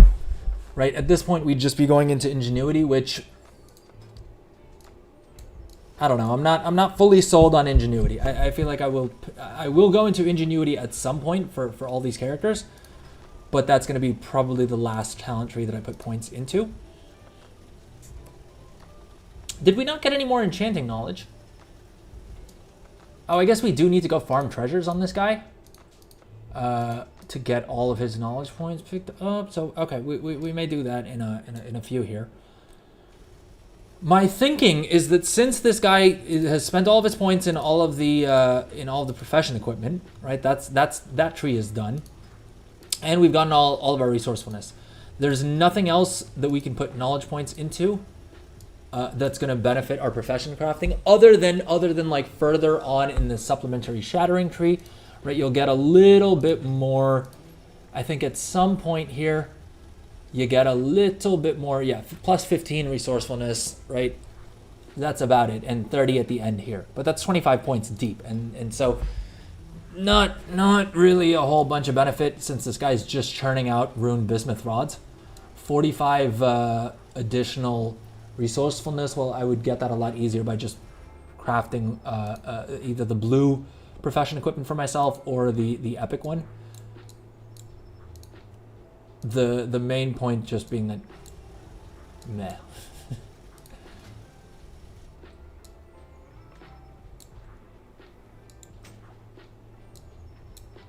I think the move is, well, I thought I already actually listed a patron crafting order for. Let's check here. I have calibrated my prices to be reasonable. Expired. Artisan's tailor coat. Yeah, so I did list the crafting order for this, but it expired because I forgot to, because I haven't hopped onto my tailor to get it done. How does he still only have 475? Anyway, besides the point, let's come back to this guy and finish off this guy's Dawn Thread Lining build here. So we said we would put 10 points in here, right? Okay, so I think the Dawn Thread Linings are just going to be unprofitable for us. I think that's just sort of inevitable. And we just have to eat that cost to get to the skill level that we need, which is basically, very simply put, the plan for this guy is for him to be able to churn out these polishing cloths, right? Jewel crafters use these to give themselves more multi-craft or to give themselves more resourcefulness. And so there will be a lot of demand for these because there's a lot of people who are crafting gems, right? And we can see that the sale rate on these is pretty good, 117, right? Because 25% more crafting consumable items is pretty solid. But the point is that we need to we'll put 30 points in here, right? Which will get us to here. There's nothing else that gives us extra skill, right? We can go into resourcefulness, which will always be good for whatever we're doing. But then the remaining skill can only come from either upgrading our profession equipment, which we will be doing anyway, right? And then we can craft these Dawn Thread Linings, which will give us skill points until about 90, I think it is, right? So if we do the profession equipment, then we need to invest less in crafting Dawn Thread Linings, which I hadn't considered. All right, we put 30 points in here. 14 skills short. I think technically if we put the other 7 points in here, then we can kind of guarantee rank 2 Dawn Thread Linings with rank 2 materials, but that still is a gold losing endeavor. But at least we're only losing 600 gold for each skill point as opposed to losing more.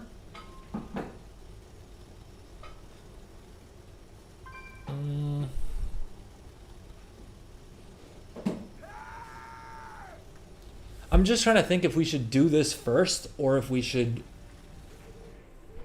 Wait, no, this guy can't get the profession tool because he doesn't have the artisan's acuity. So yeah, this dude does just have to brute force it. And how about these weaver cloth embroidery threads? I think these ones as well. Once we max this out, right? Once we max out quality fabric, then we need 10 more skill, which we can get by crafting those. Whoo! Whoo boy, look at that. Look at that. 506 gold profit per craft, 596%. Yeah, we're doing this. This is a no-brainer. Now, admittedly, the rank 3s have a dog water sale rate.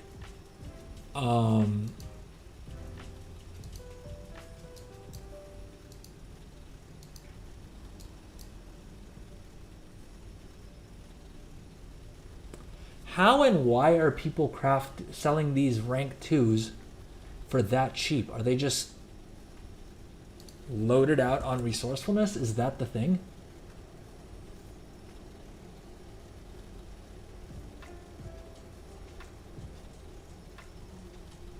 Because we're maxed out on multi-craft, so I mean, once we, well, if and when we got this, that would be the multi-craft cap, right? Like we could get a rank 5 at this, but that's going to make 20 or 30 30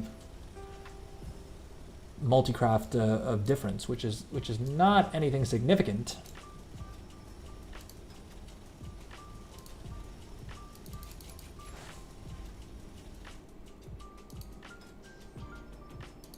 Interestingly, we'll also learn how to craft the Severed Satchel.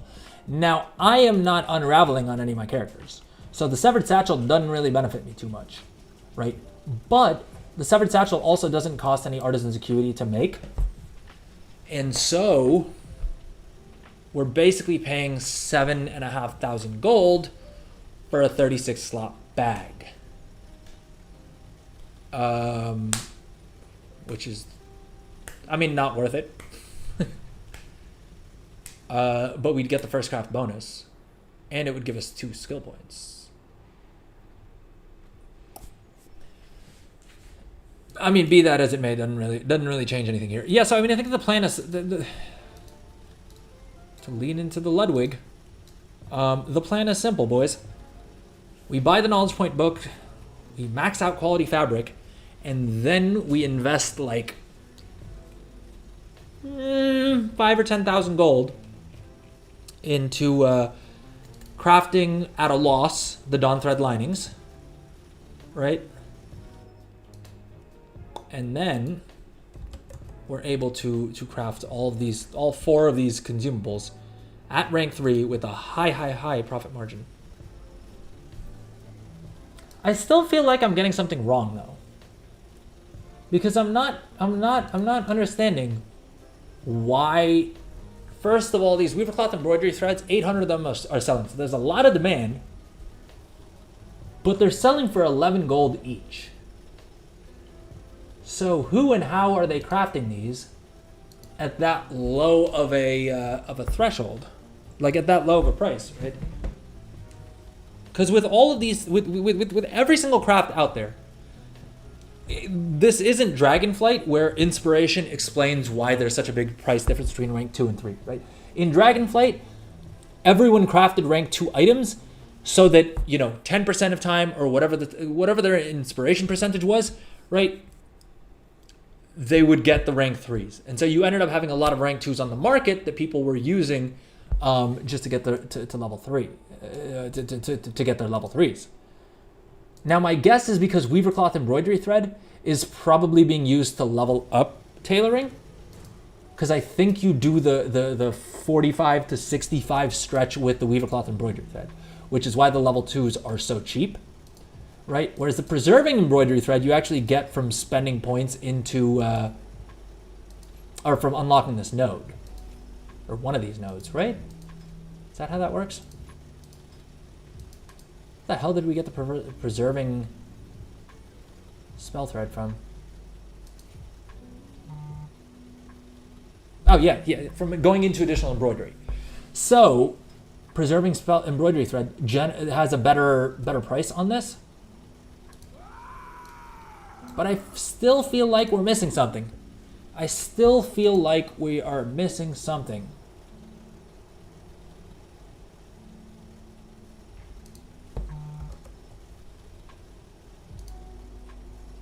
Unless people are just crafting these with it may just be the resourceful. Well, no, it doesn't seem to be that either. Doesn't seem to be that either, right?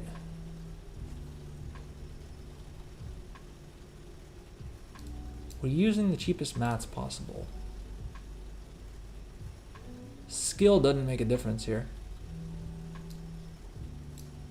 What are we missing? Unless people are using these as well to level up. I mean, that may just be what it is. Right, because we were able to turn a profit on rank 2 versions of these. Anyway, no point crying over spilled milk. Let's take our profits and move on.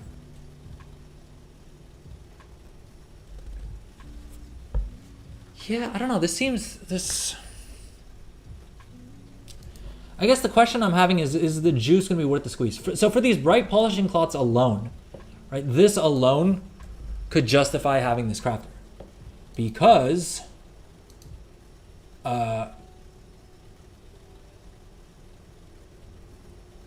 or not? What the heck is going wrong here?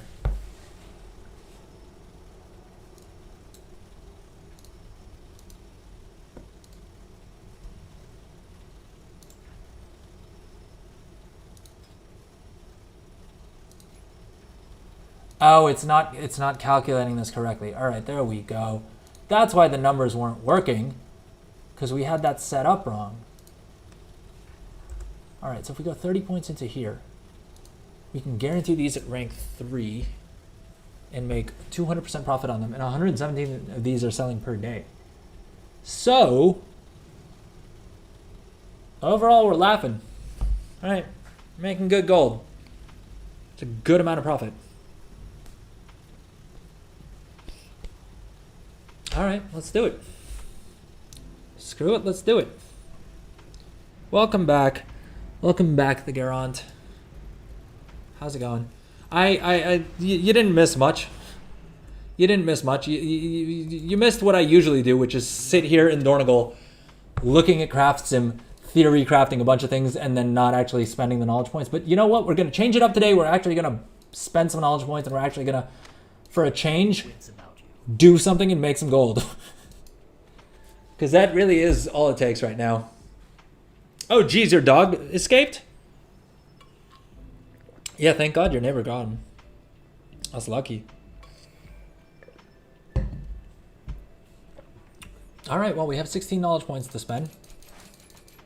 And we're trying to figure out how best to spend them. Now, the question becomes... Well, I mean, the question was gonna be... Oh, geez, yeah, I'm sure your adrenaline must be off the chain right now.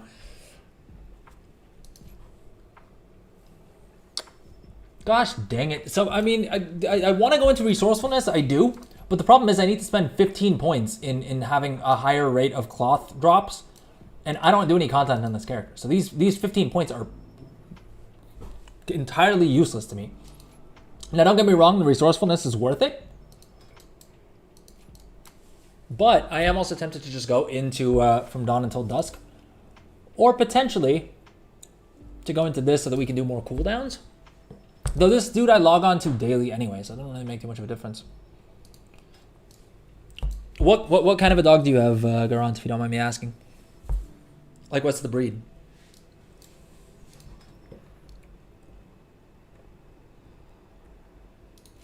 I think that is the... I think that's the move.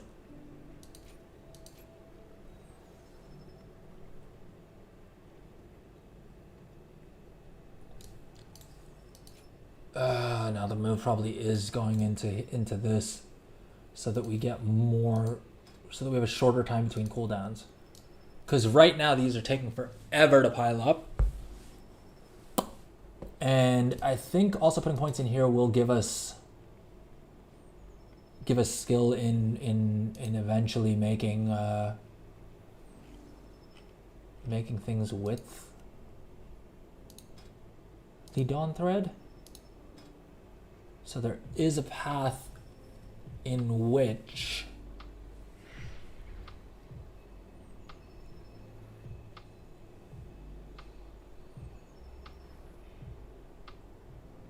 why does weaving and unraveling give us bonus skill to lining?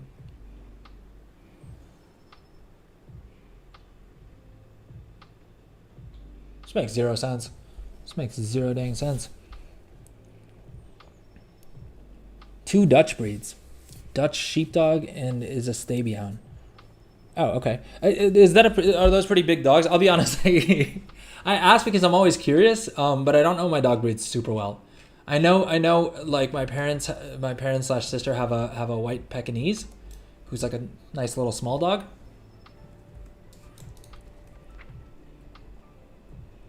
Boom, 68,000 gold already.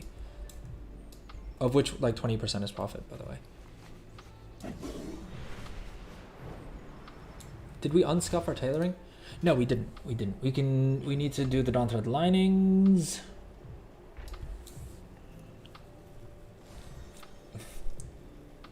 Big is relative. Yeah, I suppose.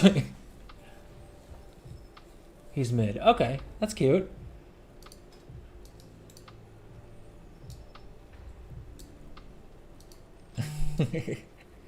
I always get a little intimidated by big dogs. I'm not gonna lie. I get a little bit intimidated sometimes.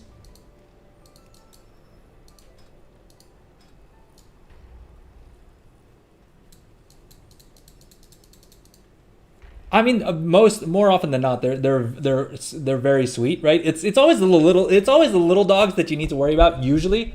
The Pekingese my parents have had, have always been super chill.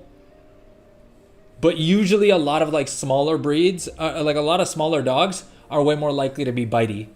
And yeah, exactly. I think it's the owners more than anything else. Where I think a lot of times the owners of small dogs, they like, let's put it this way: if a big dog does something to you, the owner usually yells at the dog. Whereas if like a little dog does something to you, in my experience, the owner is going to yell at you like it's your like it's your fault. You know what I mean? Which is always strange to me.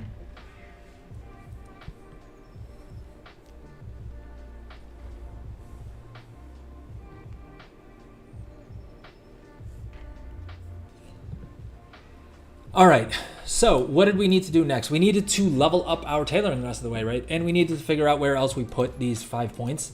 Now, my gut instinct was to put them in here so that we get extra skill while crafting Dawnweave. But realistically, we should put them in here because then that'll get us closer to unlocking the sub-spec, which will give us more, like the cooldown will be quicker so we can produce more Dawnweave bolts. The other reason to go into here is so that you have both a Dawnweave and a Duskweave cooldown at your disposal, right? But honestly, with the number of alts I have, I'll be able to have more than enough of each, and so I'm better off specializing. Like, as opposed to making a whole bunch of crap cloth, I'd rather make fewer, better quality cloths, because my thinking is that that's where the bulk of the profit will be.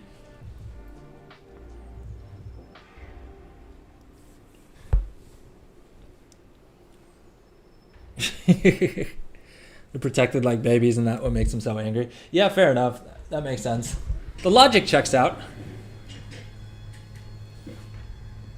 All right, we're going back to the sitting desk.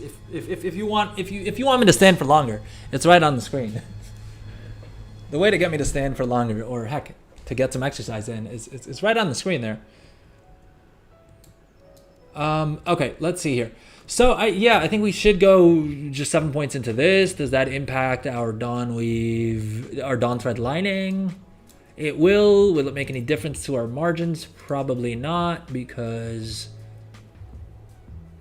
unless we're guaranteeing rank 3, which we're 199 skill away from, it's not going to do a damn thing for us, is it?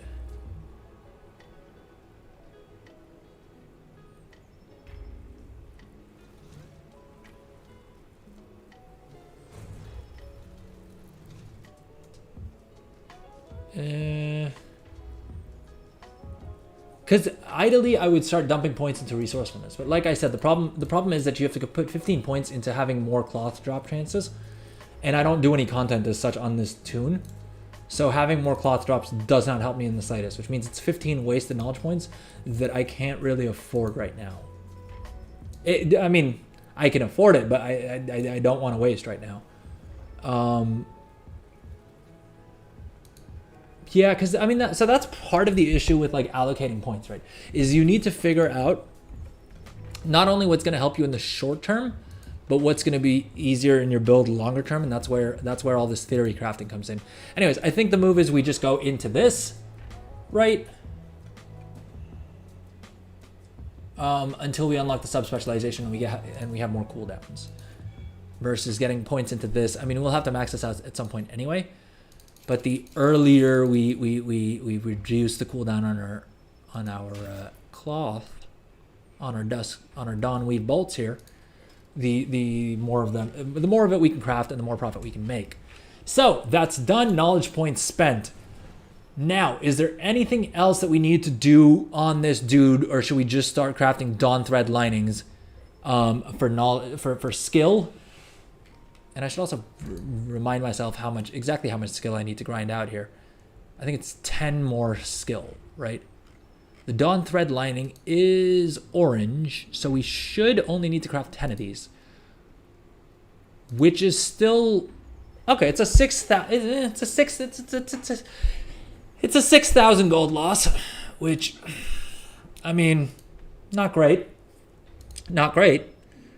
I'd rather not waste 6,000 gold, but, well, and the rest of it cost me 500 gold, so 6,500 gold. Yeah, that's, I mean, slightly. Well, I was gonna say slightly more because it's 672. Let's see if adding a finishing reagent loses us less gold, at the very least. Ingenuity, resourcefulness. Nah, none of them are helping us out at all. 686, 687. Ingenuity. Where's the? No, these are concentration. Can I not use that item that gives me more items from multicraft? There is a finishing reagent, but I don't think it's set up for these optional reagents. Okay, so we're just gonna have to bite the bullet and. Oh, for sure, go grab your noodles, man. I think we should still be online by the time you come back. Although I may wrap up the stream. I may wrap up the stream in a couple of minutes here. One second, let me check if my wife's home, because then I may start getting into trouble.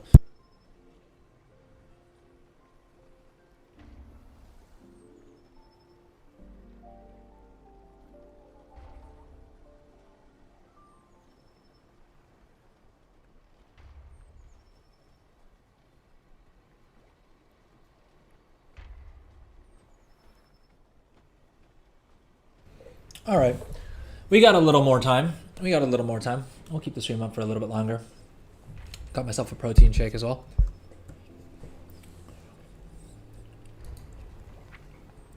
Don't release. The heck was that?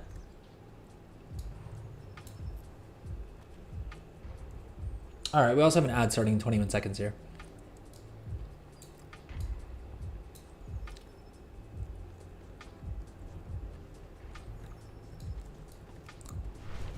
So we're just gonna pick up mats while everyone's while anyone who gets ads is on ad break. But don't worry, you're not gonna miss anything. My prices to be reasonable.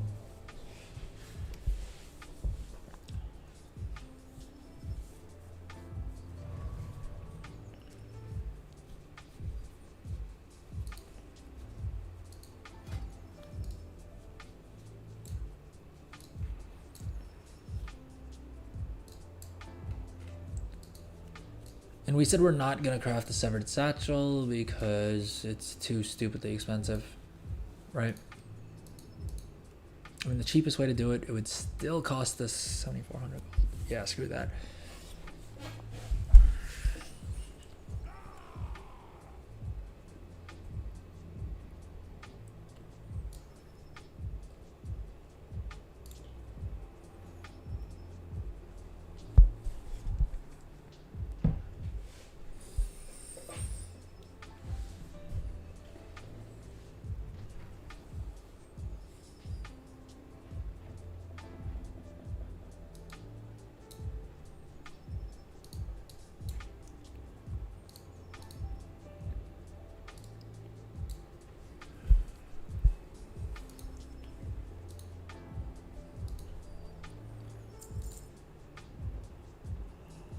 Got 18 seconds left on the ad.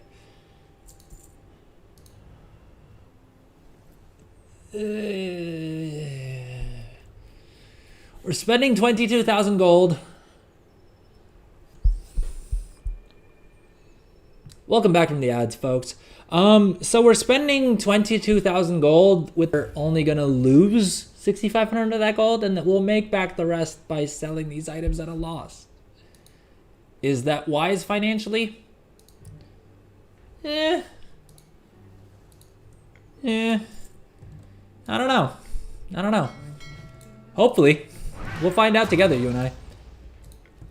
Or at least I'll find out, and you guys will be here to watch and make fun of me if it ends up losing me gold.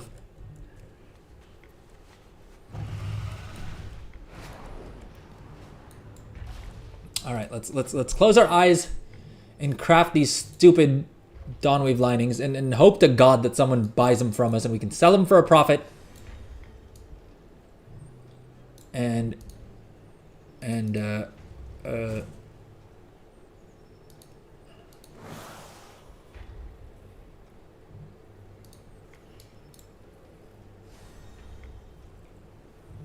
hell is happening here? Why can't we...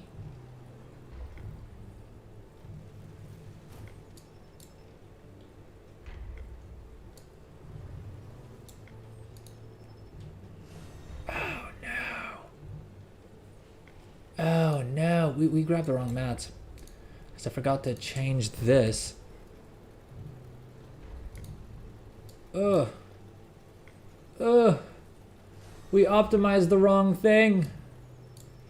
This is the problem with simulating things in Craft Sim, is that you got to make sure that when you actually queue things up, you queue them up the right way. Because actually, we're going to be losing 7,000 gold, but we bought the wrong mats. And so now we're gonna have to spend even more gold. God damn, dude. Ugh.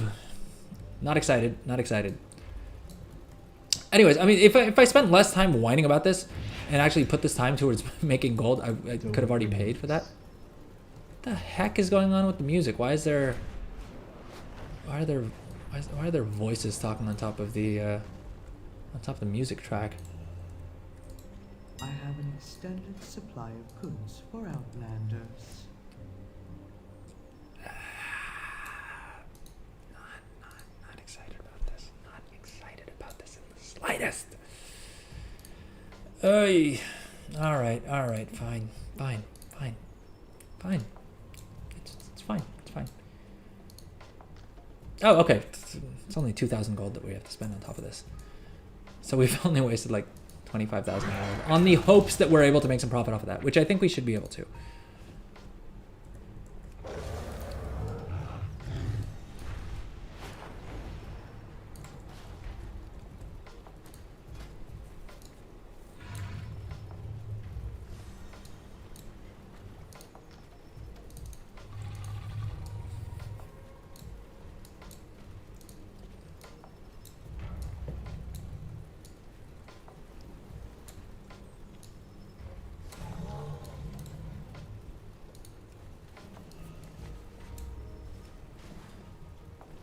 Okay, we procced a multi-craft.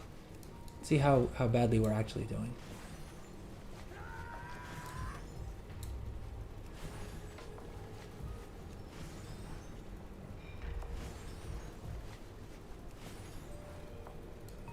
Well, we had more multi-craft procs than we planned, so...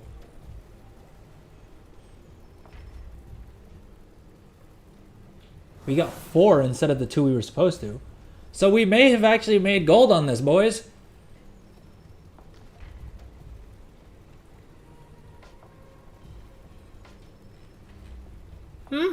Not bad. Net. We're up. Did not expect that. And because we're above skill level 75, we unlock Threads of Devotion. Not that we're gonna ever put any points into it on this character. Unless we literally end up with way too much, like we end up maxing out all of the other trees possible, then maybe we get a little bit better at gear crafting.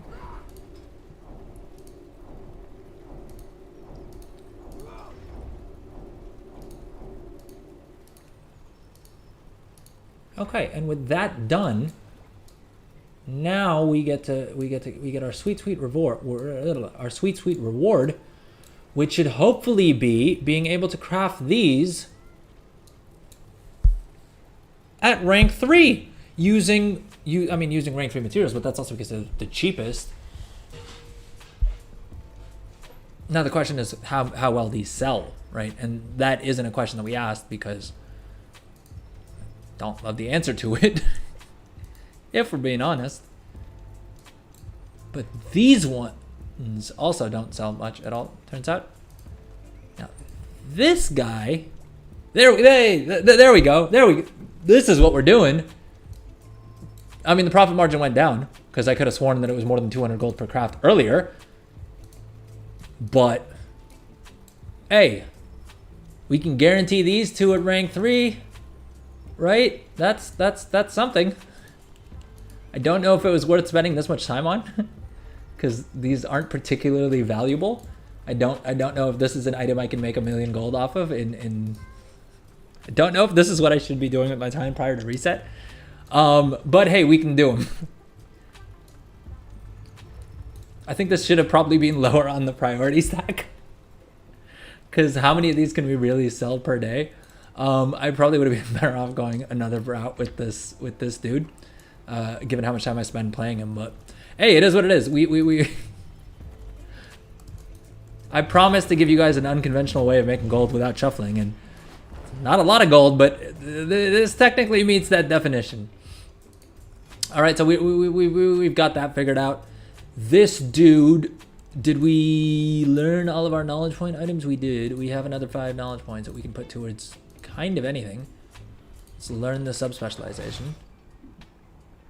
Don't know why we didn't do that already, but hey, better late than never is what I hear. And then what else? I mean, this dude basically focuses on these, right? The Daybreak spell threads, the rank 2s. So far, at some point, he will be able to craft the rank 3s, right? He can't do it yet. It's fine. But we have 5 knowledge points. And so that means one of two things. We either max out this tree and learn to craft the Treads of the Woven Dawn for all the good that that will do us. Or we get better crafting Dawnweave bolts, which could be good, right?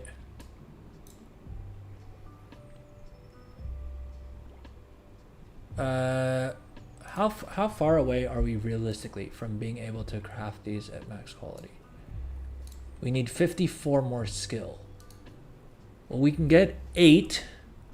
No, more than 8. We can get 10 more skill, right? By pushing tailoring to 100, and then by getting one of our profession equipments. All right, and we have the artisan security for that. We can do that. That's doable. That is a thing that we can do. Right, and we can get another 2 knowledge points. So we have a total of 7 knowledge points to play with, assuming we go out and farm treasures. Right?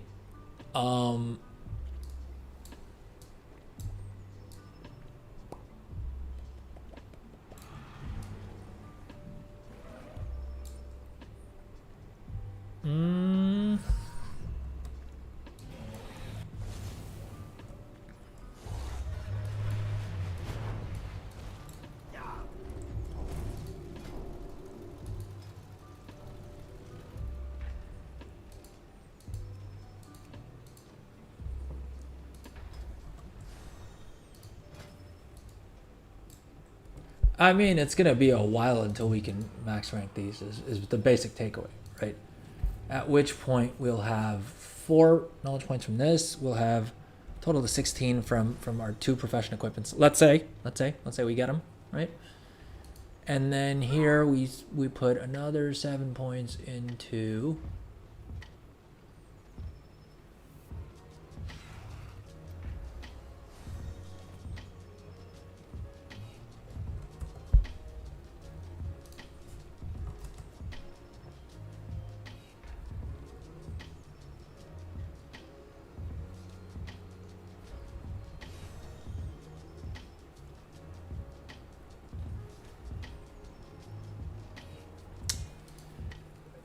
I mean, it looks like there's not really great choices either way, right?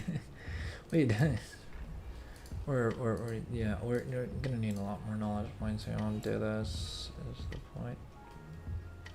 Yeah. Unfortunate that. Well, okay, we said we'll have 6 more skill here. We'll get a little bit more multi-craft. Whatever. And then we put 7 more points in here. But that doesn't really help us too much. If we get to 30 knowledge points here, we're still not making a profit. Unless we use okay. Because all of the demand for these is at the rank 3. And if that's already happening pre-season, once the season starts, people are gonna want these at rank 3. That's just how that works. I don't make the rules. All right. So if the demand is 64 sales of these a day, we need to work towards this as soon as possible. We're gonna get 6 more skill from here, right? We can get another. Oh wait, no, hold up. We'll get 10 skill from there.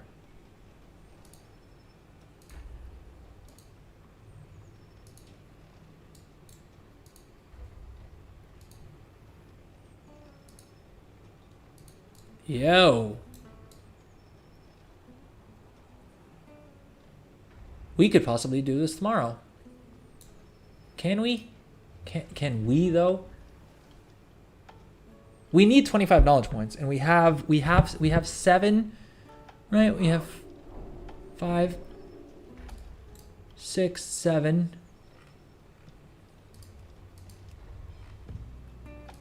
It's gonna be close. It's gonna be close. But if we can get 25 more knowledge points, right? If we can beg, borrow, cheat, steal, do whatever we need to do to get there, we should.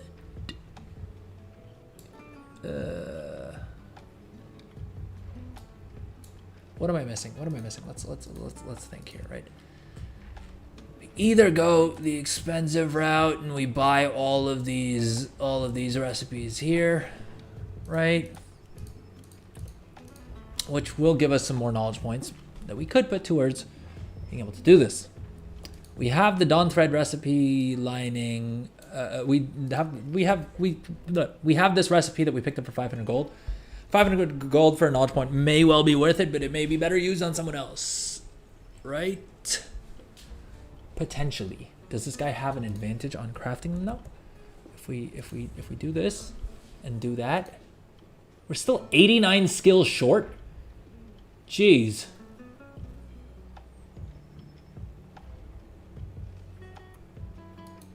And the rank 2 is not profitable either. Rank 2s are not profitable either. I wonder if we use.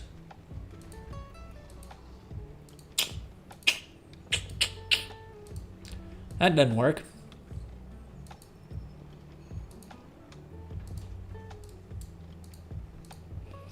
Yeah, so the Dawn Thread lining we can't do profitably, but we can pay 500 gold to 2,000 gold, 2,500 gold for a knowledge point. I've spent more on this. Okay. With that said, I think we are going to wrap up the stream here, gang. So, today's stream, we pulled 3.2 million gold out of the mailbox, right? Most of that was profit, but I've also invested a bunch. So net, we're sticking around the 31 million mark, right? So far in the War Within.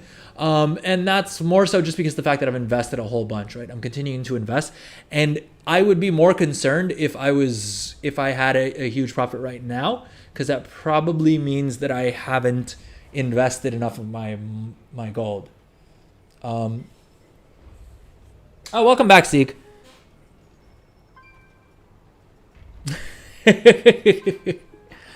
Another 8 hours. Yeah, no, and sadly, I was just wrapping up the stream.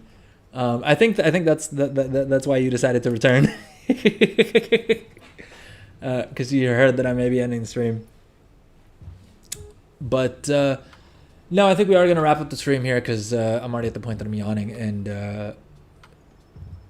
I've spent way too much time on this stream looking at the craft sim optimization window, right? Which I don't think is as exciting. But Wednesday stream we'll do some more gold making stuff. Oh, thank you for the follow, Pulse. Thank you, I appreciate that. Is it Pulse or Pulse? Like Pulse. Anyway, thank you for the follow. With that said, we are going to wrap up here. We pulled 3.2 million gold out of the mailbox today, so overall, we're pretty happy with the sales so far. We got a bunch more characters set up on their professions, right? We did some more profession optimization. I gave my thoughts on what everyone's getting wrong about the gold making. If you're just joining the stream or you're watching the video on demand later on, and hypothetically in this situation, you're not only watching the video on demand, but you also skip to the end for some reason. Go back and check it out. But I covered all the things that people are getting wrong about gold making in the War Within. There are still lots and lots of profit. There's still lots and lots of profits to be had, right? You don't need to shuffle. You don't need to do any of the degen stuff. You don't need to. You're not behind. If you could pick up professions today and not be 1 ounce behind. I mean, you'll be behind the people who are shuffling, but you're not going to be so far behind that you can't make any gold. Because definitely, if if you've been reading Reddit or reading comments on any of the other YouTubers that make gold making content, it seems like everyone and their mother seems to think that if you hadn't shuffled during early access, Blizzard is going to remove all of the gold on your account and you're never getting it back. That is very much not the case. You get to keep the gold you have. And without too much effort, without doing anything too sweaty or anything too grindy, there's a lot of different ways to make a bunch of gold, right? We covered a bunch of them on this stream, right? Missives, enchanting. We covered, let's maybe do that real quick. We covered gold making strategies for enchanting, for tailoring, for blacksmithing, for inscription. I don't know if I mentioned that one already, but we'll throw it in there again. We covered a little bit of jewel crafting, right? We didn't touch on alchemy because I don't know jack about alchemy, if I'm being honest with you. I just have not. I've just put it off. What else did we cover? We covered all the 3 of the gear making professions. We covered enchanting. We covered inscription. We didn't cover cooking.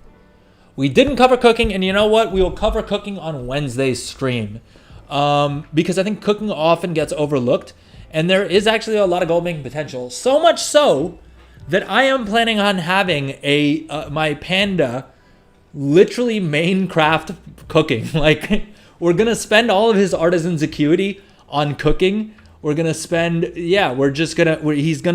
main crafting profession is gonna be cooking, because he's a panda and he gets a racial bonus to it, and it sort of fits with the lore, right? It's RP accurate.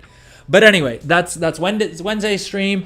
And for those of you who may not be aware, we stream Monday, Wednesdays, and Fridays about 5 hours, 4.5 hours before whatever time it is in your time zone right now, which is basically around noon GMT.